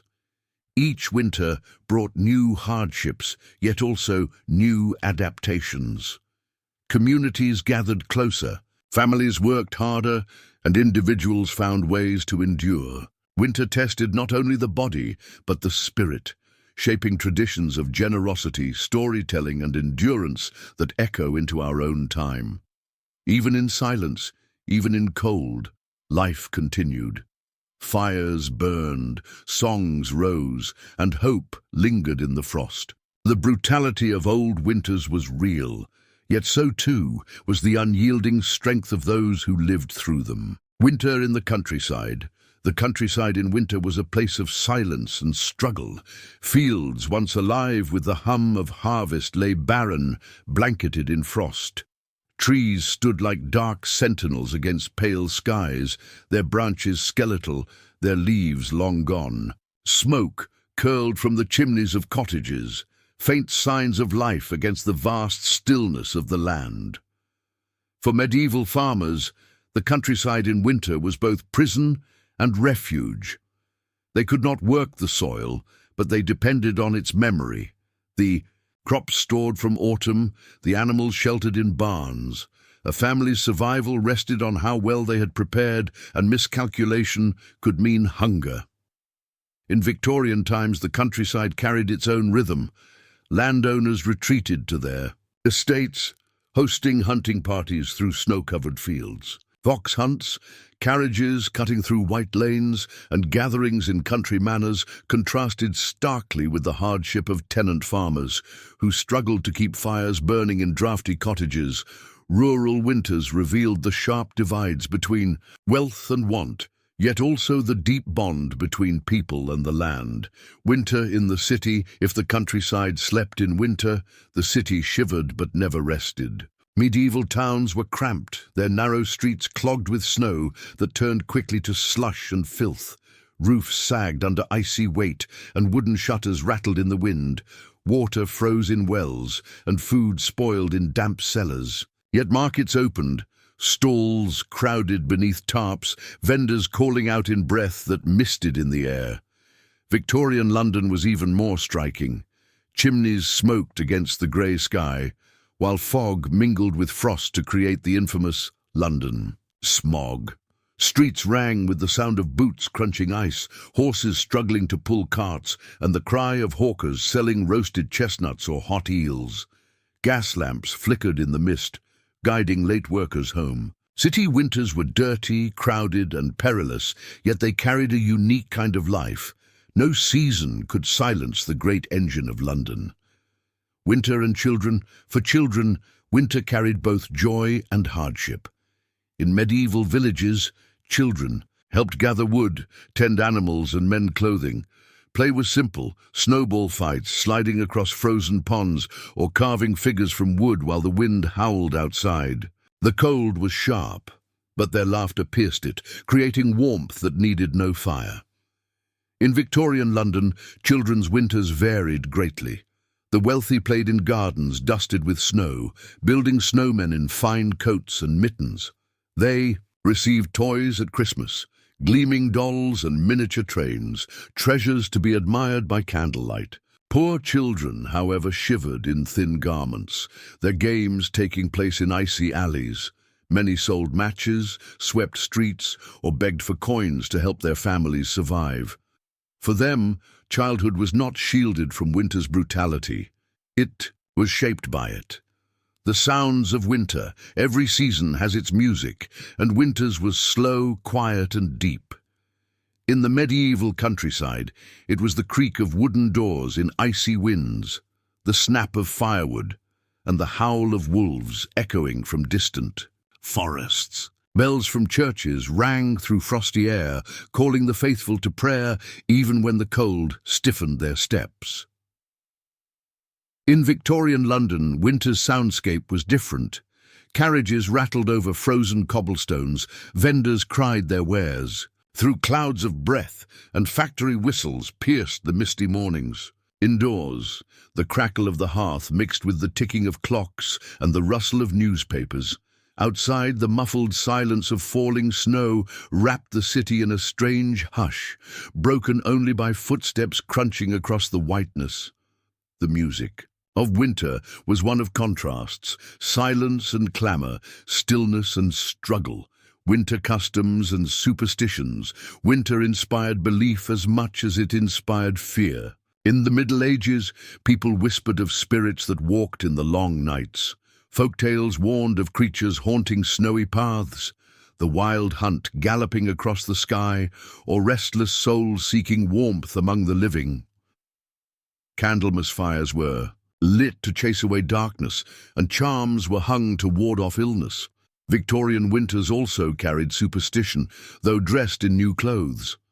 Ghost stories became a holiday tradition, with families gathering by the fire to listen to tales of spirits and shadows. Many believed that dreams in winter nights carried special meaning, messages from loved ones or omens of the year to come. Even as science advanced, winter's darkness invited mystery, reminding people that not all could be explained. Winter's burden on women. The labor of women in winter was immense. In medieval cottages, women tended the fire, spun wool, cooked meals from dwindling stores, and cared for children through sickness and hunger. Their hands were never still, weaving or mending by candlelight long after others slept. In Victorian London, women of the working class scrubbed laundry in icy water, sewed garments by dim lamplight, and trudged to markets for food. Mothers often skipped meals to feed children, and widows survived by taking in sewing or selling matches. For women of wealth, winter labour took another form, managing households, directing servants, hosting social gatherings. Regardless of station, women bore the hidden weight of winter's survival, their efforts often unspoken, yet vital. Winter as a teacher. Through all its hardships, winter taught lessons. It reminded people of fragility, that life was thin as ice, when warmth and food ran low, but it also revealed strength, the power of community, the resilience of families, and the ingenuity of survival. For medieval villagers, winter taught thrift, patience, and the importance of preparation. For Victorians, it revealed the inequalities of their society, showing clearly who had the means to endure and who did not. Across centuries, winter's lessons were always sharp, carved into memory by frost and hunger. The silence before spring. And yet, beneath the harshness, winter carried a promise. Beneath frozen soil, seeds slept, waiting for the thaw. Trees stood bare, but buds were already forming, hidden from sight. Winter was not only an ending, it was the pause before renewal. Families in both medieval and Victorian times held on to this truth. No matter how long the nights, no matter how deep the cold, spring would come. Fires would burn brighter, fields would bloom again, and the memories of hardship would soften into stories told to children by the hearth. Winter was brutal, yes, but it was also a season that reminded humanity of endurance, of hope, and of the quiet strength found in winter work in medieval villages. Though fields slept under snow, winter did not mean idleness for peasants. Work simply shifted indoors. Men repaired ploughs and carts, sharpening iron blades by candlelight. Women spun wool into yarn, their fingers moving rhythmically, while children twisted straw into rope or carved wooden pegs. The barn became a place of both labor and warmth, where livestock added heat to the air. Threshing grain, winnowing chaff, or salting meat filled long days. Neighbors often worked together, their chatter and song lifting spirits. Winter was not just about surviving, it was about preparing for the coming year. Every stitch sewn, every tool mended, was a thread binding a family's future. Winter work. In Victorian London, in Victorian cities, winter work was relentless. Factories remained open, their furnaces blazing, workers bent over machines despite icy drafts sweeping through brick walls. Coal miners continued digging in dangerous shafts, their breath fogging in the chill air deep underground. On the streets, costermongers sold roasted chestnuts, hot pies, and penny loaves, their cries competing with the crack of hooves on frozen cobblestones. For many, work was seasonal. Builders and navvies found fewer tasks in icy months, while washerwomen worked endlessly, scrubbing and wringing clothes in cold water until their hands were raw. Street sweepers shoveled snow, only for more to fall by nightfall. In winter, labor became harder, pay less certain, and survival more fragile. Winter and the body. The cold tested the human body in ways modern life has softened. In the Middle Ages, frostbite and chilblains were common. Fingers cracked, toes grew numb, and ears burned with icy pain. Illness thrived. Coughs, fevers, and the dreaded winter ague haunted households. Without medicine as we know it today, even a chill could weaken a body fatally. Victorians fared little better. Influenza, pneumonia, and tuberculosis spread swiftly in crowded city streets. Doctors prescribed warm baths or tonics, but many poor families could not afford them. Chimneys that failed to draw smoke properly filled rooms with fumes, harming lungs already weakened by the cold. Survival depended not only on warmth and food, but also on luck, for sickness showed little mercy, the glow of candlelight. Despite the dangers, winter nights carried a beauty of their own. In medieval halls, rushlights burned dimly, their smoky glow casting long shadows on walls. Families huddled close, telling stories as flames flickered. The scent of tallow filled the room, mingling with the smell of wood smoke and stew. In Victorian, homes' candles gave way to oil lamps and eventually to gaslight. Parlours glowed with golden light, reflecting off polished mirrors and glass.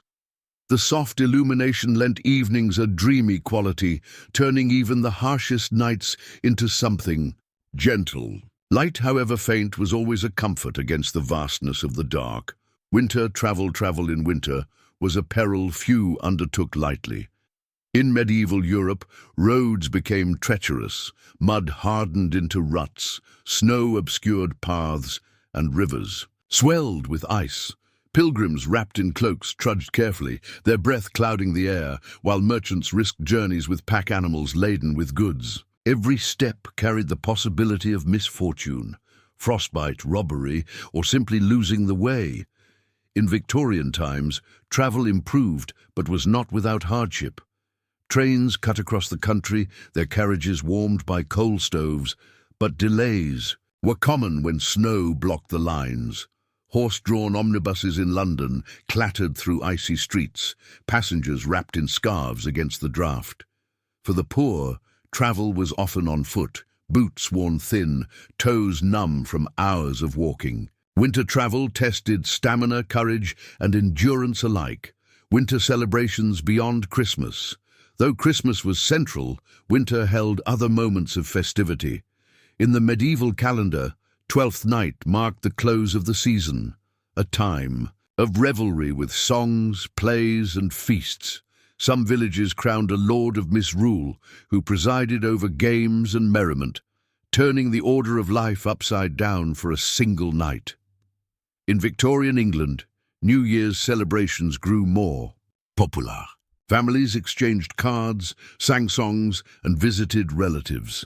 In Scotland, Hogmanay festivities brought fire festivals, music, and the tradition of first footing, where the first guest of the year was believed to bring luck. These traditions carried warmth into the darkest months, reminding people that joy was not forgotten. The animals of winter animals, too, bore winter's weight. In medieval times, cows and sheep were brought indoors, sharing barns with families in smaller homes. Their breath warmed the space, their presence a reminder of dependence between human and beast. Horses were sheltered carefully, for without them ploughing and transport could not resume come spring. Dogs guarded hearths, while cats prowled for mice, seeking grain stores. Victorians had their own winter animals. Horses pulled hansom cabs across slippery streets, their hooves fitted with special shoes for grip. Stray dogs sought warmth by bakeries, cats huddled by kitchen grates, and pigeons clustered on rooftops, feathers puffed against the cold. For many families, pets offered comfort, a living warmth to ease the long nights.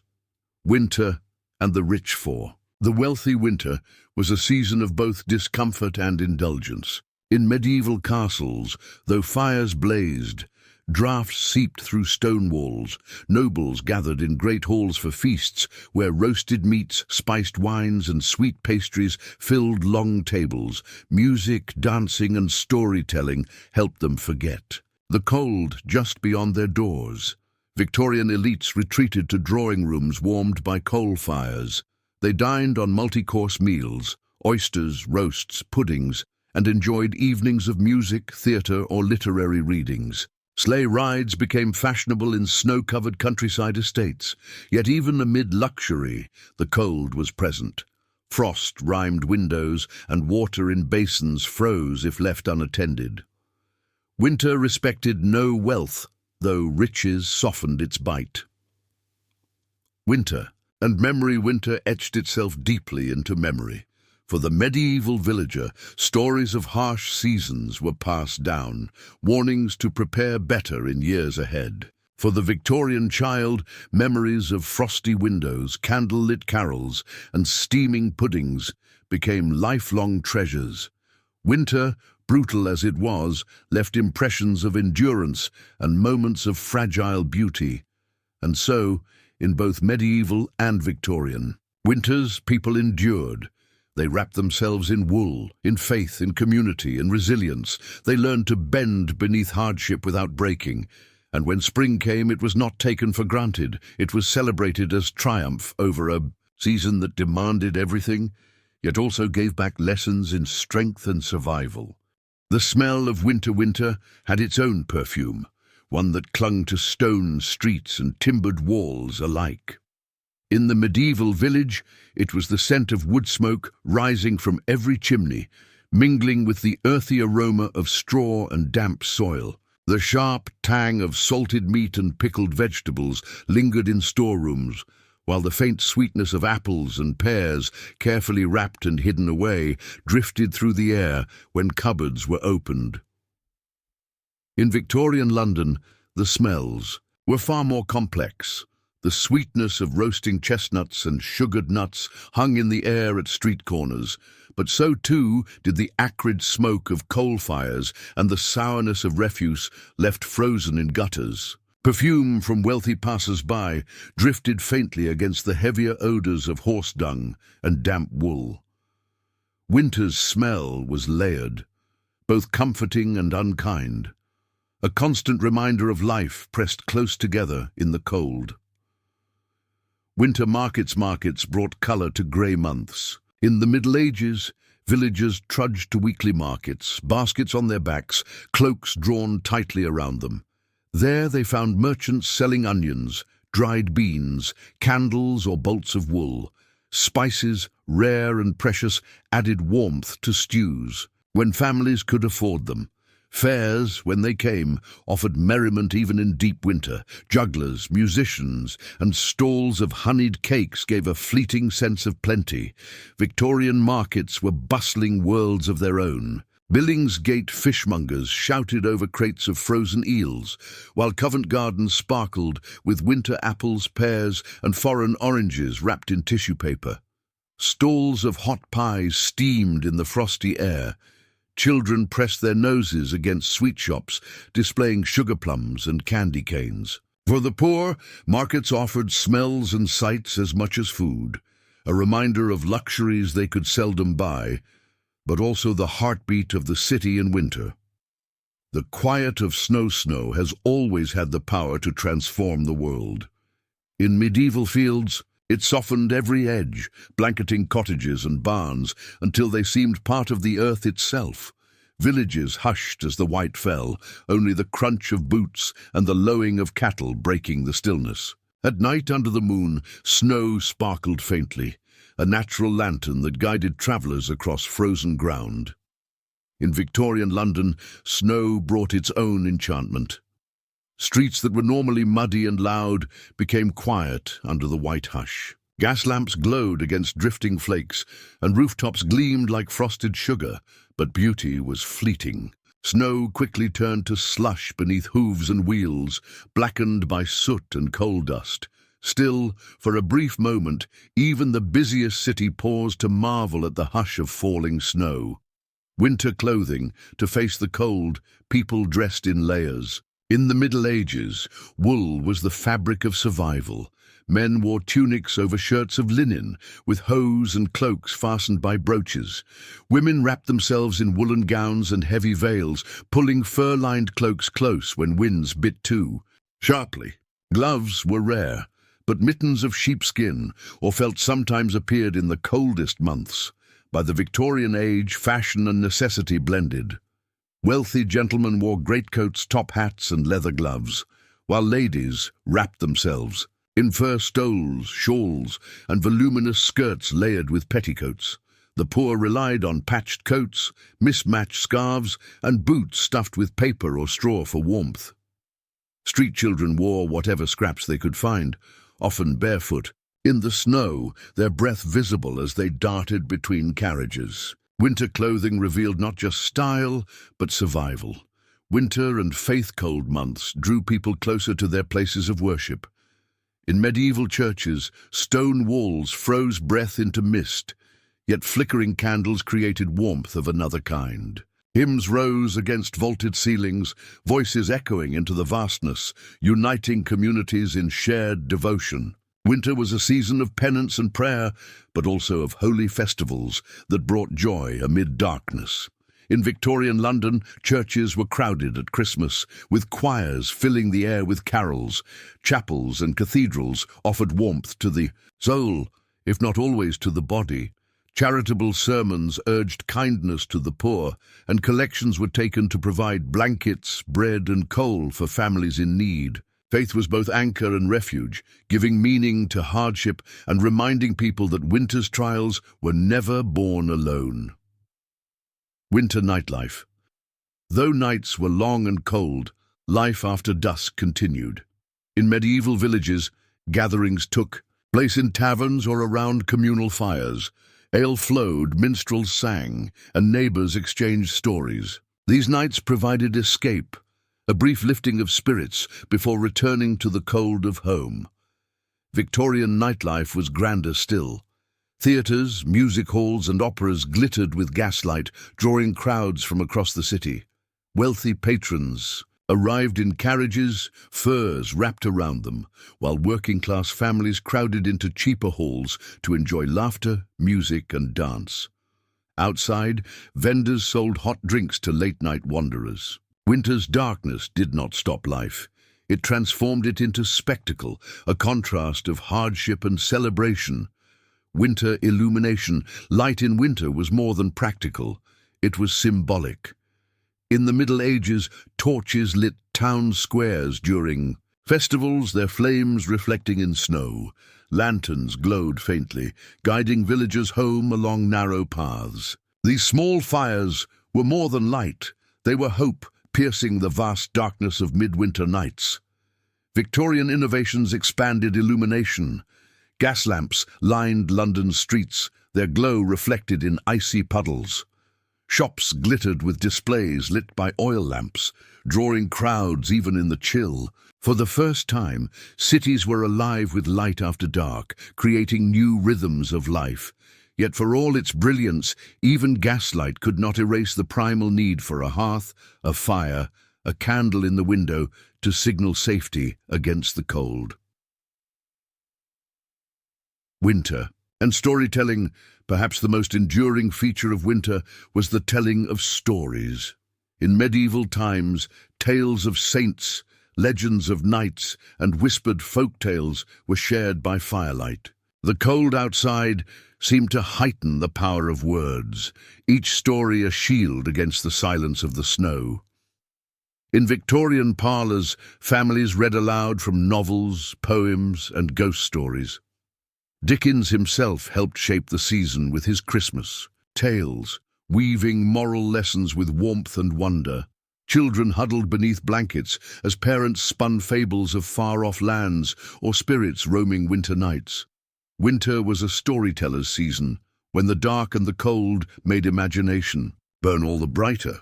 Winter and the hearth at, the heart of survival in both village and city, stood the hearth. In medieval cottages, the fire was rarely allowed to die. It was tended carefully, embers banked beneath ash each night, so a new flame could be coaxed. In the morning, around this fire, children learned, elders told stories, and meals simmered slowly. The hearth was warmth, light, and life itself, without which winter could claim a household. In Victorian homes, the hearth was still central, though made grander. Mantels were adorned with ornaments, family photographs, and in winter, sprigs of evergreen or holly. Coal fires roared behind iron grates, their glow reflected in polished tiles. Families gathered in parlours with tea or cocoa, the flames crackling softly while newspapers rustled and knitting needles clicked. Though the world outside was bitter, the hearth remained a sanctuary. The silence of frozen rivers winter changed. Not only streets and fields, but also the waterways. In medieval Europe, rivers often froze, transforming into unexpected highways. Merchants drove carts across the ice, while children skated on wooden planks strapped to their shoes. Frost fairs occasionally arose, stalls and tents dotting the frozen Thames, where traders sold hot drinks and trinkets upon the ice itself. The river, usually a barrier or passage, became a carnival ground. By the Victorian period, frost fairs were rarer, but the frozen Thames remained a spectacle when it occurred. People ventured out to marvel at the solid sheet of ice, walking cautiously, as vendors appeared with steaming jugs of punch and makeshift stalls. Horses sometimes pulled sledges across the white expanse, bells jingling as if announcing a festival. The silence of frozen rivers held both wonder and danger, a reminder of winter's power to reshape the world. Winter scarcity shadowed every cold season. In medieval villages, food stores dwindled by late winter. Grain bins grew emptier.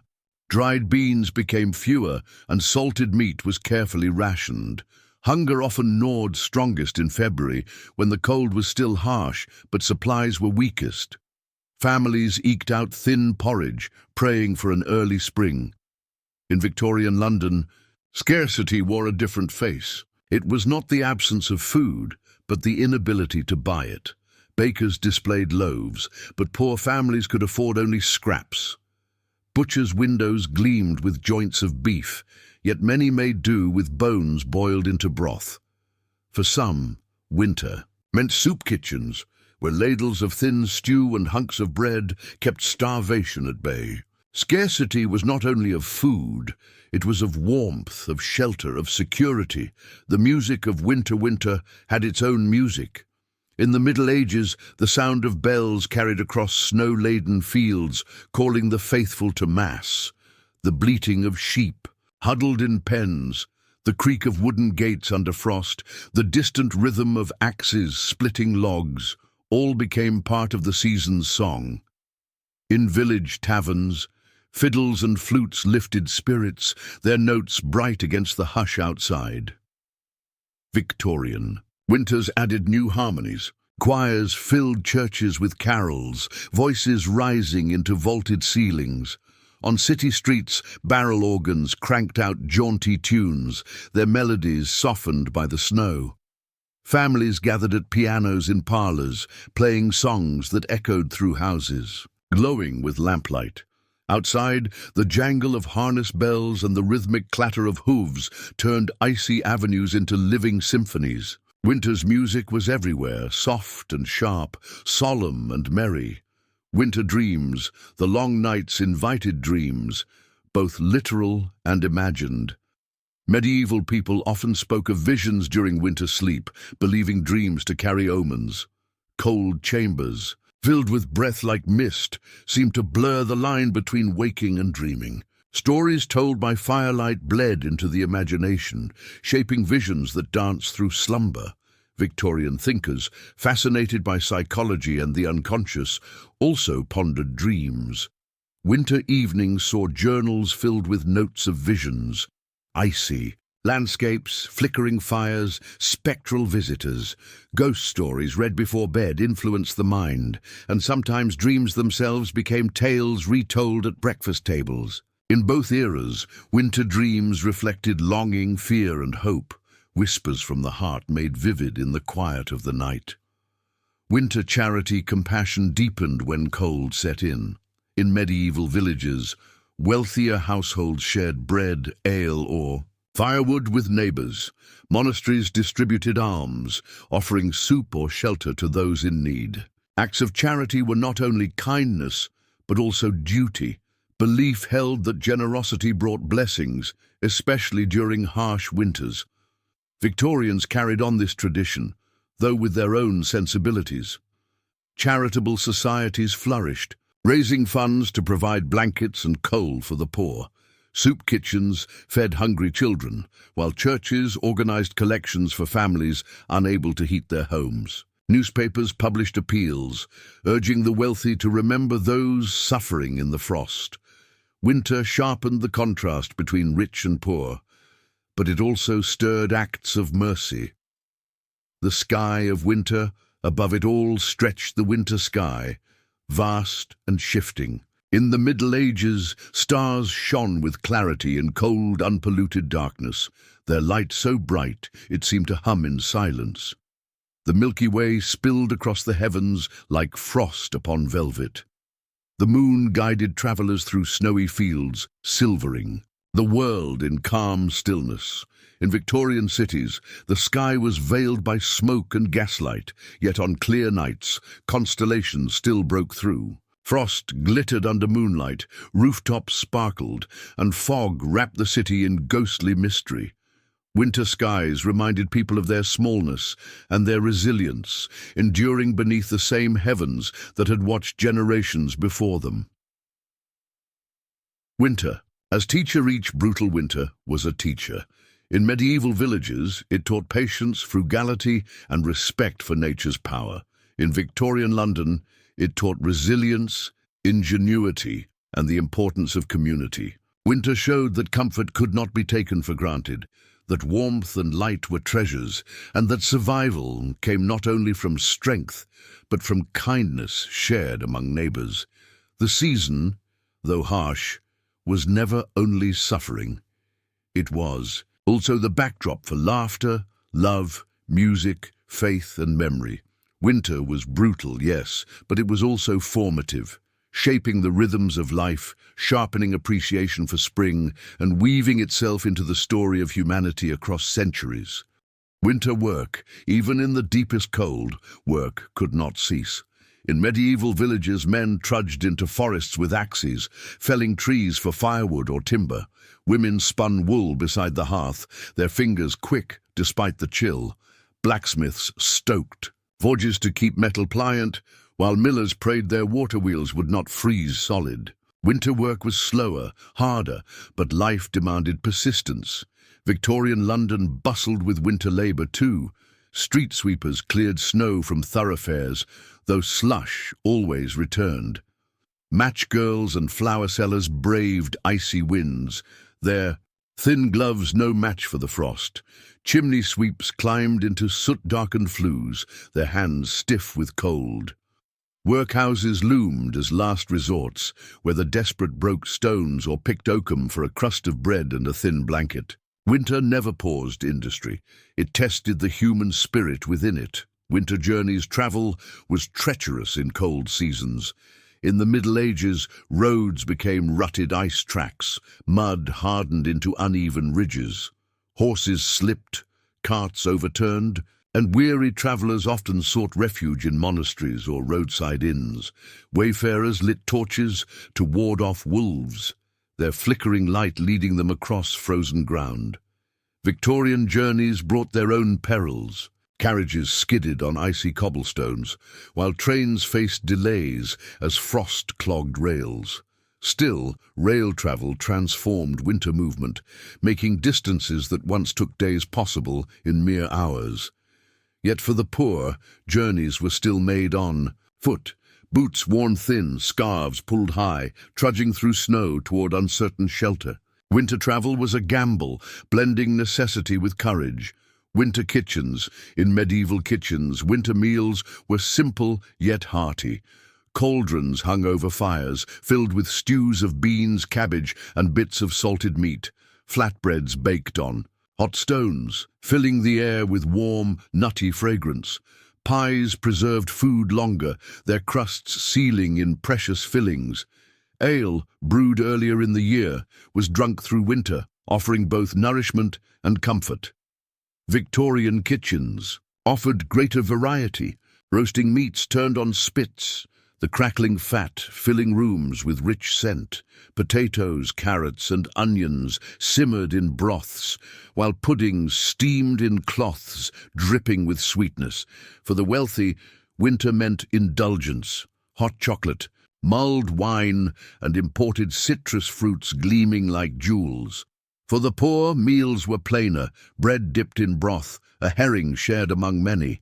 But even the humblest kitchens offered solace in the glow of a fire.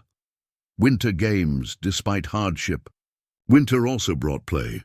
Medieval children skated across frozen ponds with bones strapped to their boots, laughing as they wobbled across the ice.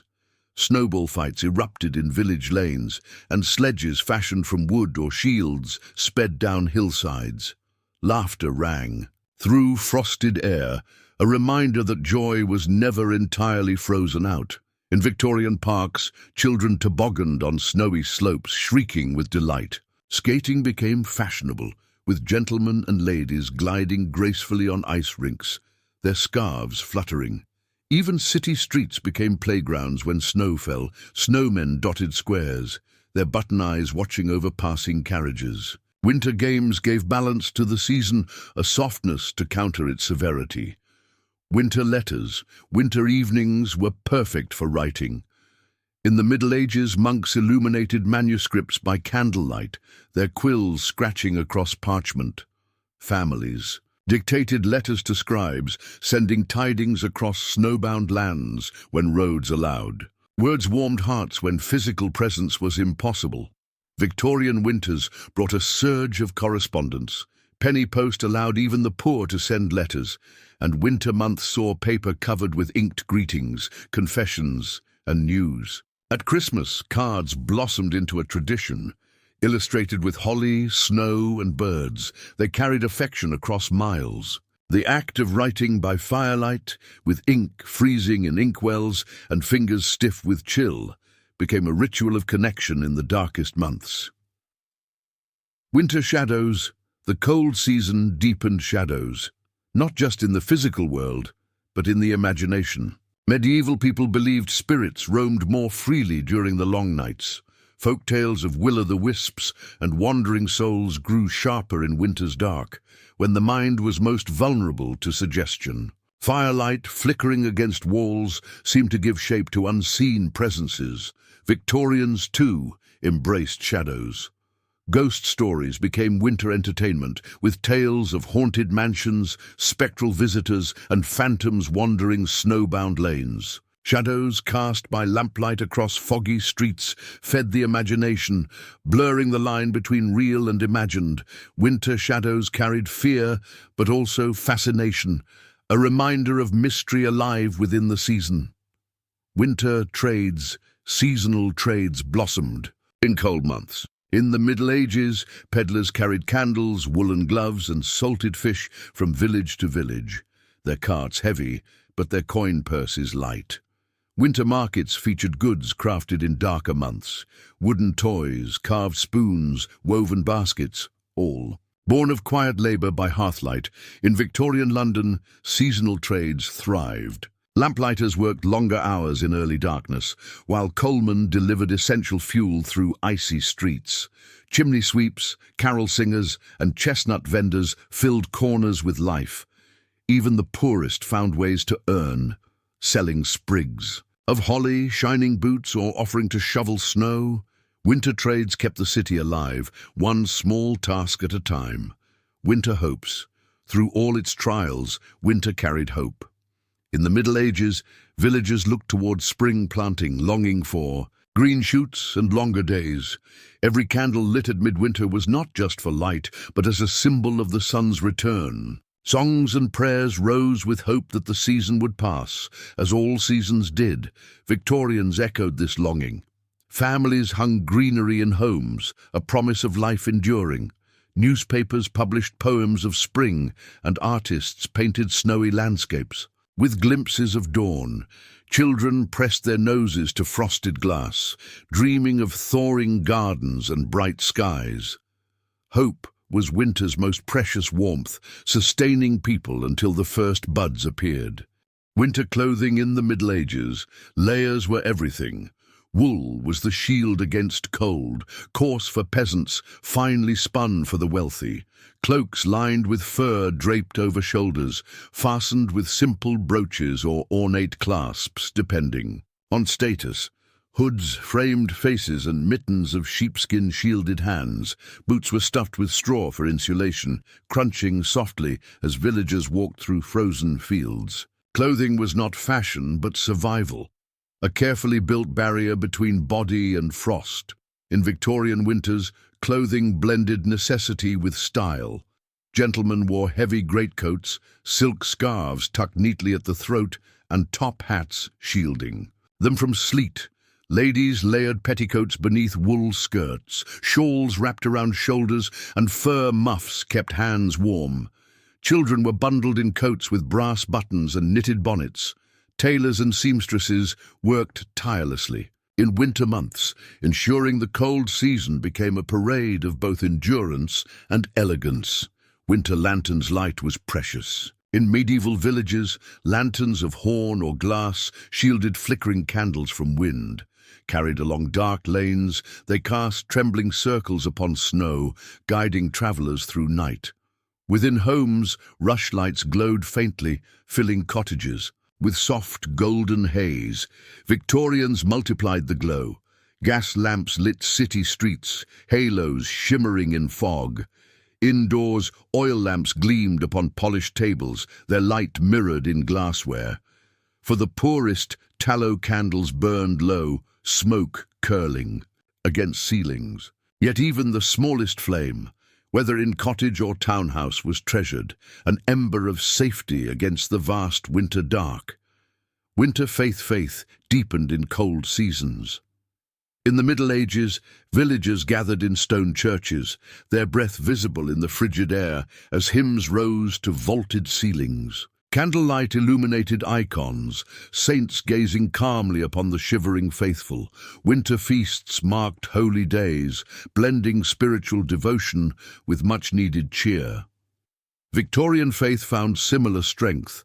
Churches brimmed with congregants wrapped in wool and velvet, voices echoing carols. Charity sermons urged compassion for the poor, especially during biting months. Bells rang through snowy mornings, their tones carrying across frosted rooftops. Faith offered not only spiritual solace, but also a communal warmth, binding people together against the season's severity.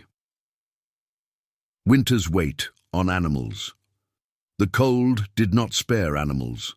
Medieval villagers sheltered livestock in byres and barns, their breath steaming into the air.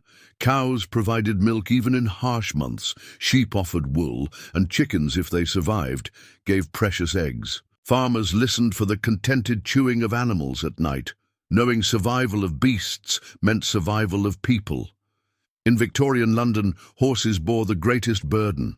They pulled omnibuses through slush, hooves clattering on cobblestones, bodies steaming in frosty air.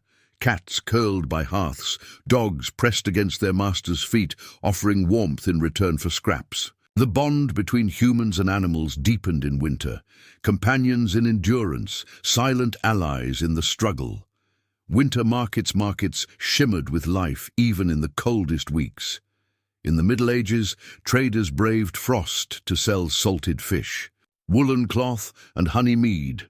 Stalls lined village squares, their roofs dusted with snow, while customers haggled briskly, eager to return home before fingers froze. Victorian markets dazzled with variety. Covent Garden brimmed with winter vegetables, turnips, potatoes and leeks piled high. Street vendors cried out offers of roasted chestnuts, hot eels and penny pies. In East End markets, poor families searched for bargains, while West End stalls gleamed with imported oranges and sugar loaves. The market was more than commerce. It was winter's theatre, a place where life pulsed despite the cold. Winter silence amid bustle, silence often reigned. In medieval villages after snowfall, the world hushed. No carts rattled, no fields stirred. Only the faint crack of ice or the distant call of a crow punctuated the stillness. Such silences felt profound, as though the earth itself had paused. In Victorian London, silence was rarer, but snowfall subdued even the city's roar. Wheels muffled, footsteps softened, and the Thames itself seemed to whisper beneath ice. Families paused by windows, marveling at the sudden quiet of streets once filled with clamour. Winter's silence offered a gift, a moment to listen inward, to breathe deeply, to rest. Winter crafts, cold months encouraged craft. In medieval cottages, women spun wool by firelight, men carved handles and tools, children plaited straw into mats. Craftwork filled idle hours, transforming long nights into moments of creation. Victorian households also thrived on craft. Embroidery. Hoops circled with floral patterns, patchwork quilts grew layer by layer, and furniture gleamed beneath careful polishing. Middle-class families pursued hobbies, scrapbooking, painting, even early photography, while the poor mended garments, until fabric gave way. Winter was not just endured, it was shaped by hands into beauty, even in scarcity. Winter shadows of industry. The industrial age cast long shadows on winter. In medieval times, labour slowed with the frost. But Victorian factories churned regardless, their chimneys belching smoke into grey skies. Workers trudged through snow to textile mills and foundries, where machinery thundered day and night. Windows frosted from within, breath mingled with steam, and hands grew raw, handling icy tools. For the wealthy, industry meant abundance. Coal, delivered steadily, goods produced cheaply, comforts secured. For labourers, it meant fatigue beneath winter's cold grip. Industry altered winter forever. The season no longer dictated pace, but the relentless gears of progress did. Winter as memory. Every generation remembered winters past.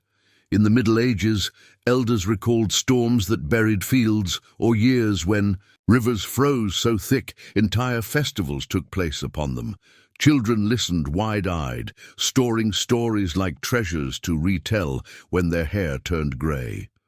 Victorians kept memories in diaries, letters and sketches. Artists painted wintry scenes with nostalgia, poets wove verses of frost-touched mornings, and novelists etched the struggles of winter into their plots. Families reminisced around firesides, recounting winters when laughter rang despite hunger, or when snow turned hardship briefly magical. Winter was never only a season, it was a memory etched in frost across time. Winter music in medieval villages, music softened long nights. Minstrels played lutes and flutes by hearthlight, their melodies lifting weary spirits. Simple songs carried through cottages, weaving warmth from shared voices. Bells tolled from distant churches, their slow rhythm a reminder of time's steady march, even in the frozen dark. Victorian winters blossomed with richer soundscapes, parlours filled with piano notes, daughters practicing scales beneath flickering lamplight. Street carolers sang in harmony, voices rising against snowy air, bringing cheer to passers-by. In grand halls, orchestras performed symphonies that echoed through the season, while humble cottages still held soft lullabies whispered to children wrapped in quilts. Winter's silence was broken by song, a reminder that joy could live even in chill. Winter illness, yet the cold carried danger. In medieval winters, coughs echoed through halls. Fevers spread in cramped quarters, and frostbite took its toll. Physicians prescribed broths, herbs and prayers, while families relied on fire and faith to see them through. Many ailments lingered, until spring, when warmth at last revived the body. In Victorian times, illness bore new names: tuberculosis, influenza, pneumonia, diseases sharpened by icy air and smoky chimneys. Hospitals struggled in crowded cities, while home remedies abounded.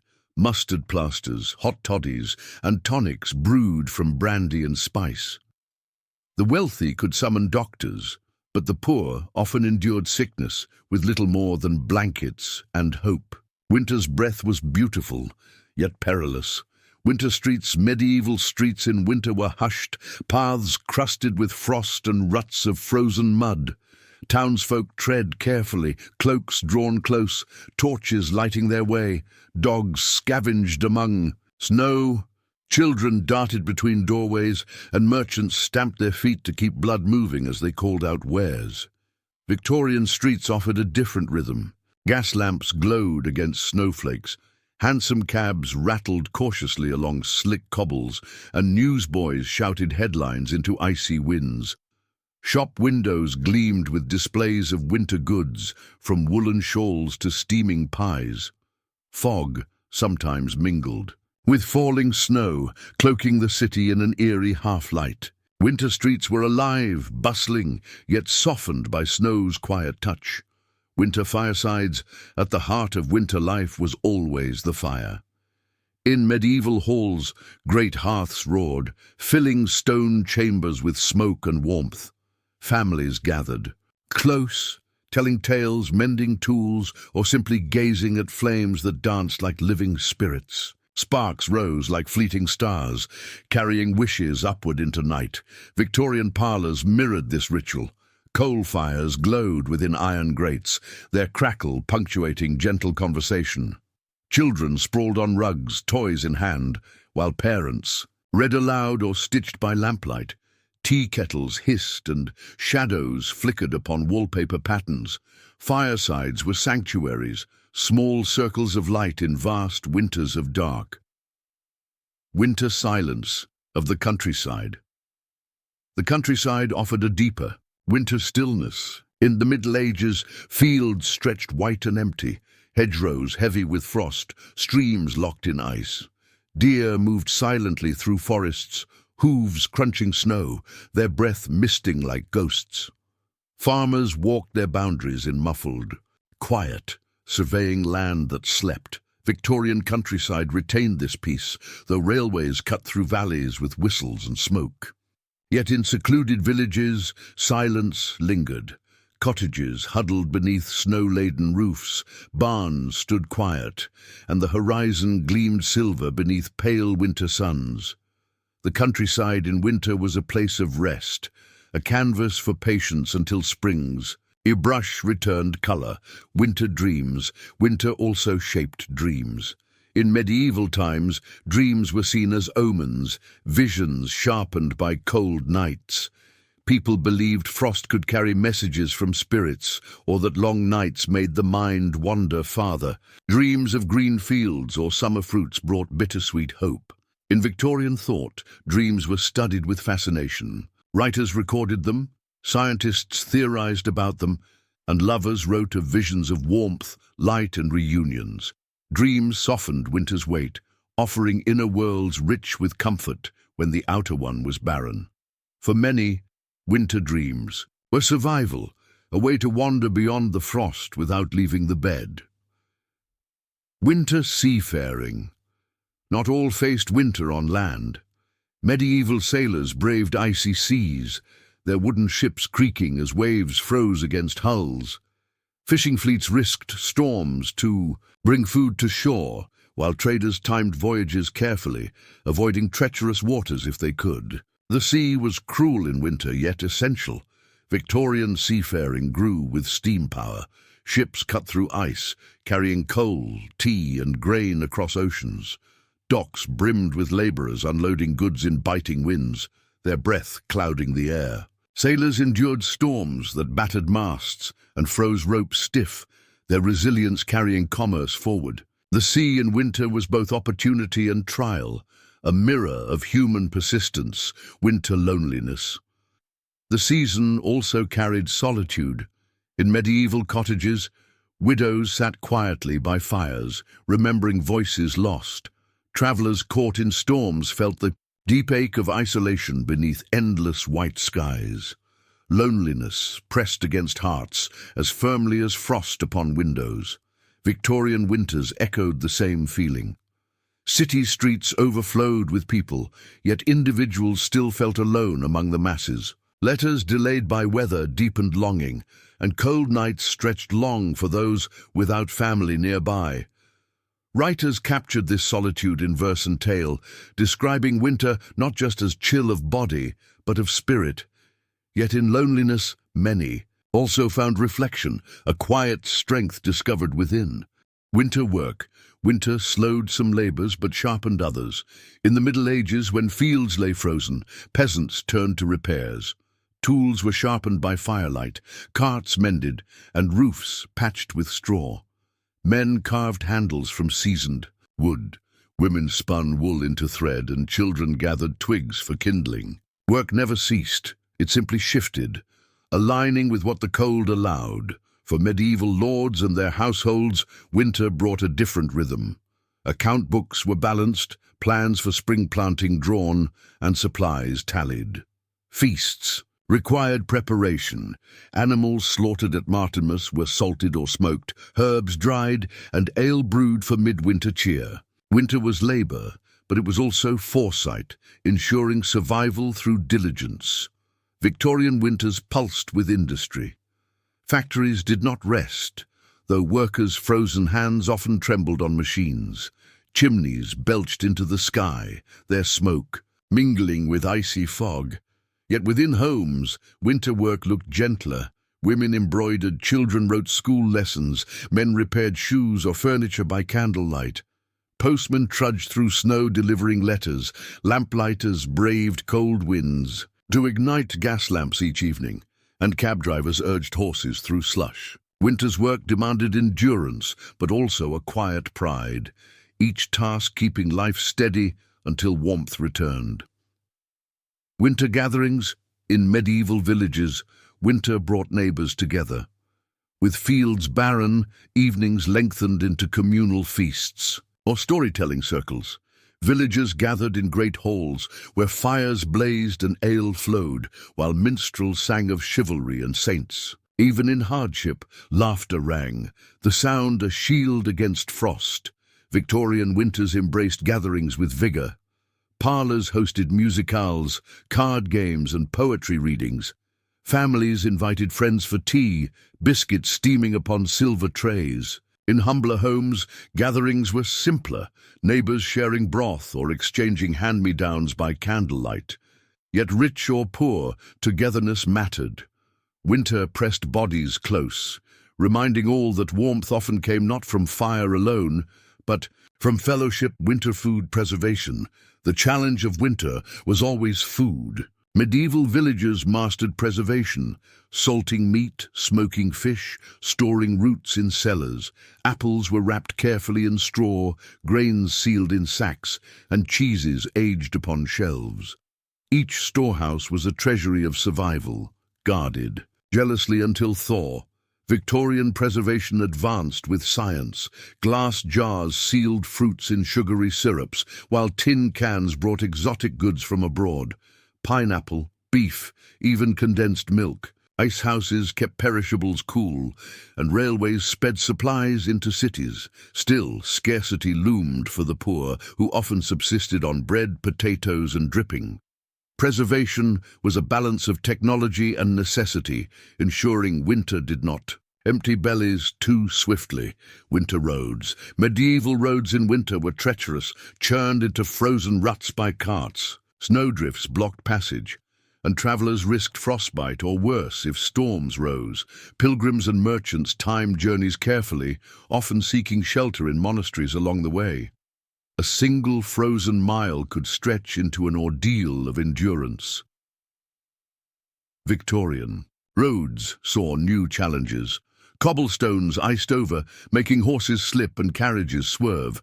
Men scattered ashes or straw to steady the way, while boys skated daringly across frozen puddles. Railways outpaced roads, yet even trains sometimes froze upon tracks, their engines stalled by bitter winds. Roads in winter were pathways of courage, demanding care with every step or wheel. Winter entertainments, despite hardship, winter offered diversions. Medieval villagers relished games upon frozen ponds, skating with bones strapped to feet or hurling snowballs in playful combat. Festivals brightened darkness with music, jesters and masquerades, giving laughter room to echo through stone streets. Victorian amusements expanded. Ice skating blossomed into a fashionable pastime, with entire ponds turned into glittering arenas. Music halls brimmed with audiences seeking warmth and song, while theatres staged seasonal plays. Parlours echoed with word games, charades and readings from Dickens or Tennyson. Even when snow piled high, entertainment thrived, proof that joy, like fire, could survive any frost. Winter letters, communication held special weight in cold months. In medieval times, letters were rare treasures, carried by messengers across snowy fields, sealed with wax. A letter received in winter felt doubly precious, like a voice breaking the silence of the season. Victorians lived in a golden age of correspondence. The penny post allowed rich and poor alike to send words across cities or seas. Snow-delayed letters carried news of births, losses, and love. Families waited by windows for postmen's knocks, hearts lifting at the sight of envelopes. Winter. Letters were lifelines, threads of connection in a season that often felt isolating. Winter charity grew stronger when frost bit hardest. In medieval towns, alms were distributed at church doors, bread for beggars, firewood for widows, cloaks for orphans. Wealthy patrons were expected to share, their generosity tied to both faith and honour. Victorian charity flourished in more organised forms. Philanthropic societies distributed soup, coal and blankets. Wealthy families hosted charitable dinners, inviting the poor to warm halls for a meal. Writers like Charles Dickens stirred compassion with stories that laid bare winter's cruelty. For many, charity was not only moral duty, but also a balm against their own unease in the face of poverty's chill. Winter night skies, winter's beauty shone above. In the Middle Ages, with fewer lights to dim the heavens, stars glimmered sharply. In black skies, farmers read constellations guiding their sense of time. Shooting stars, comets, or northern lights were seen as omens, inspiring awe or fear. Victorian skies grew hazier with smoke and gaslight, yet stars still pierced the fog on clear nights. Astronomers peered through telescopes, charting constellations. With scientific precision, poets, meanwhile, looked upward with wonder, describing winter skies as jeweled tapestries. For both scientist and dreamer, the stars in winter were a reminder of vastness beyond the cold earth. Winter as teacher, winter taught lessons no other season could.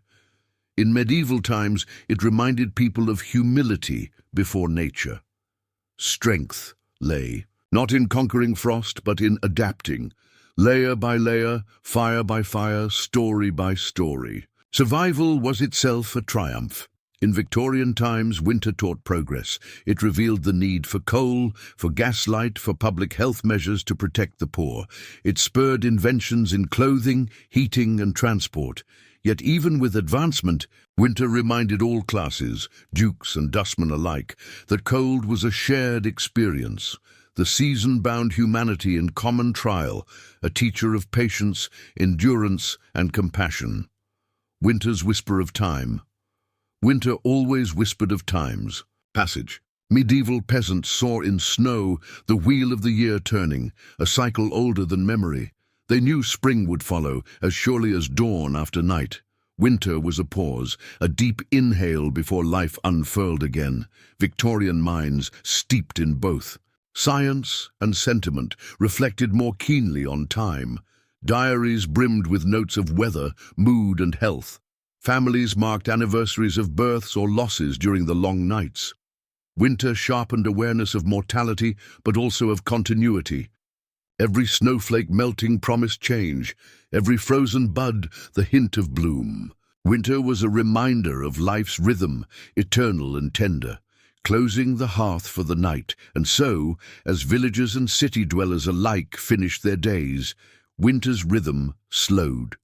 In medieval cottages, fires dwindled to embers, glowing faintly. In stone hearths, children curled beneath woolen blankets, the last whispers of stories fading into dreams. Outside, snow fell quietly, cloaking the world in stillness. In Victorian parlours, coals glowed red behind iron grates, lamps were turned down and curtains drawn against the icy dark. Letters rested unopened on side tables, to be read with morning light. Families settled into silence, the heartbeat of winter nights steady around them. The cold remained, vast and unyielding, but within each home, medieval or Victorian, warmth lingered. Winter was brutal, yes, but it was also intimate, a season that taught resilience, tenderness, and the simple beauty of fire against frost. Winter trades and crafts in medieval winters, trades adapted to the season's demands. Blacksmiths, though slowed by chill, still hammered iron, their forges glowing like beacons in frozen villages. Cobblers repaired boots cracked from frost, while weavers worked tirelessly, their looms clicking in rhythm with the crackle of fire. Bakers rose before dawn, kneading bread that filled streets with comforting warmth, a fragrance carrying hope through the cold. Some trades thrived because of winter. Woodcutters found work plentiful, felling trees for firewood. Candle makers poured wax steadily, their craft in high demand when long nights stretched unbroken.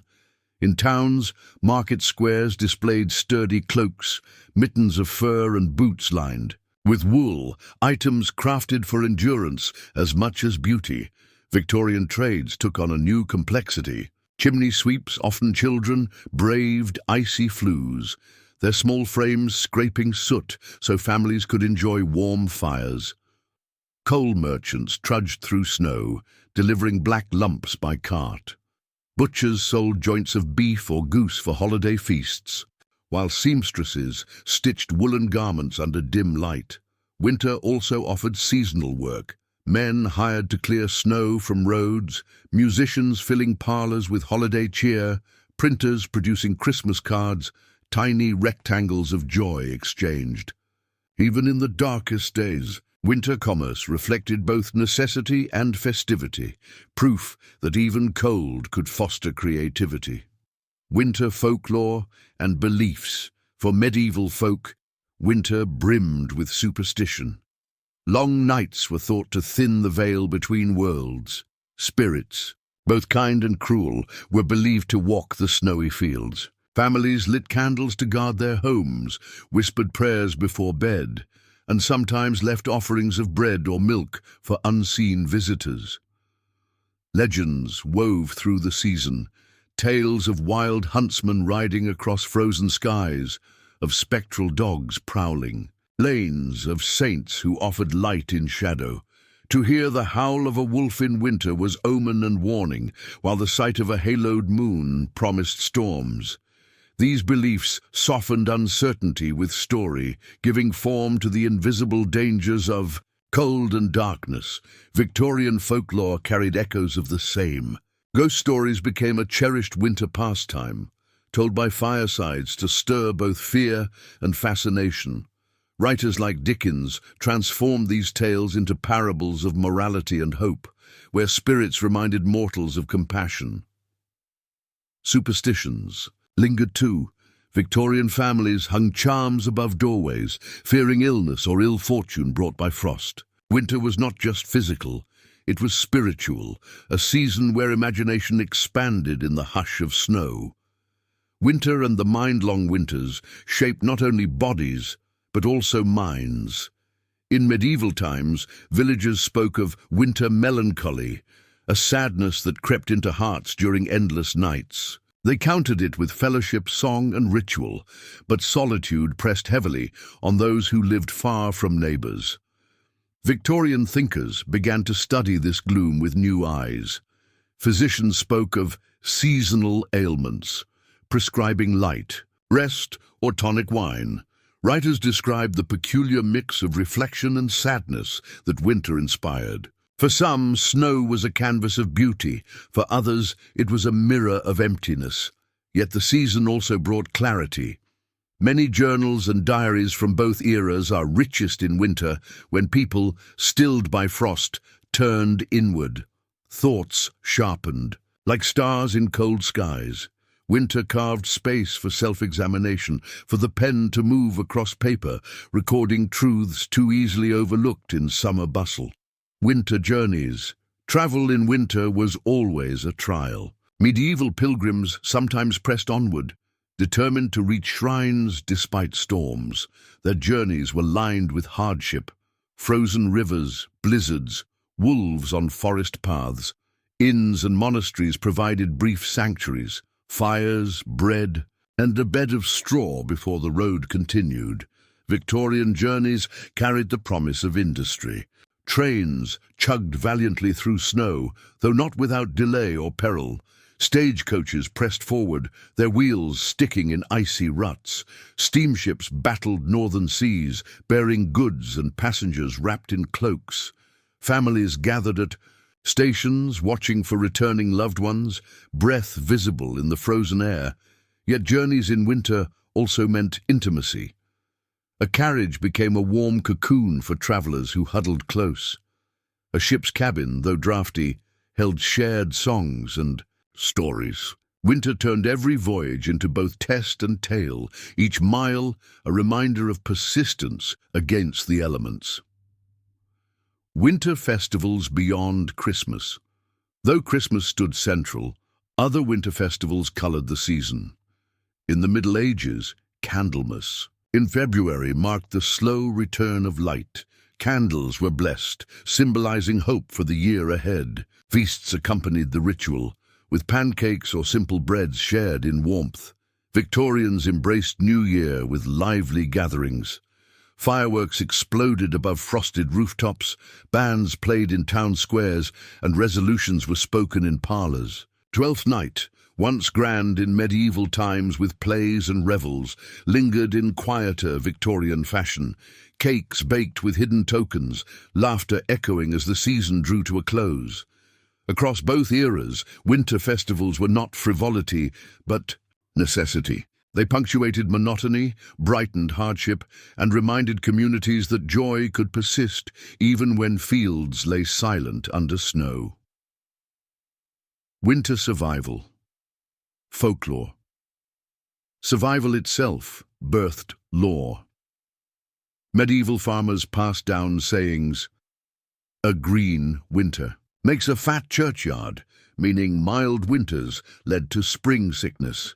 When icicles hang by the wall, then the frost is sure to fall, they said, predicting weather through observation. These proverbs were wisdom dressed as poetry, guiding choices when science was scarce.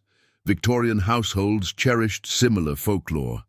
Almanacs brimmed with predictions, offering hope or warning for the months ahead. Families read weather signs, in clouds, animal behavior, or even aches in their joints. Superstition mingled with practicality. Better to believe a crow's cry predicted frost than to be caught unprepared. Winter as a stage for stories. The season itself became a canvas for medieval bards told epics of knights braving blizzards, saints enduring trials in frozen wilderness, or lovers meeting beneath snowy moonlight. Winter sharpened drama, turning hardship into poetry. Victorian literature blossomed with the same. Dickens gave us snowbound London streets, Hardy painted frosty Wessex fields, and Bronte sisters filled moors with winter storms that mirrored human passions. Painters captured frost on hedges, poets wrote of icicles, and composers set music to the stillness of snow. Winter was brutal, yes, but it was also muse. Winter's gift of reflection. what lingers most in winter is reflection. Medieval villagers, gathered in silence, knew each season brought both challenge and blessing. They looked upon the snow and saw purity, stillness, and the patient promise of renewal. Victorians, living in an age of progress, viewed winter as both obstacle and metaphor. It was a season to measure endurance, to cherish family bonds, to find meaning in light-piercing darkness. The brutality of cold sharpened awareness of warmth, teaching gratitude in its simplest form. Nightfall, again, and so another winter night descends. In medieval halls, dogs curl at the feet of their masters. Fires burn low, and the great dark presses gently against thick stone walls. Candles flicker in corners, their flames carrying the last whispers of prayer. In Victorian parlours, curtains are drawn, lamps turned low, and journals closed with a sigh. The streets outside glisten faintly with frost. Carriages long since retired, footsteps muted in the hush. Families rest, dreams waiting, while the city exhales beneath its snowy veil. Winter remains outside, vast and unyielding. But within, hearts beat steady. The season, though brutal, has always held the same truth. Survival is not only endurance, it is the quiet discovery of beauty, fellowship, and strength in the coldest of hours.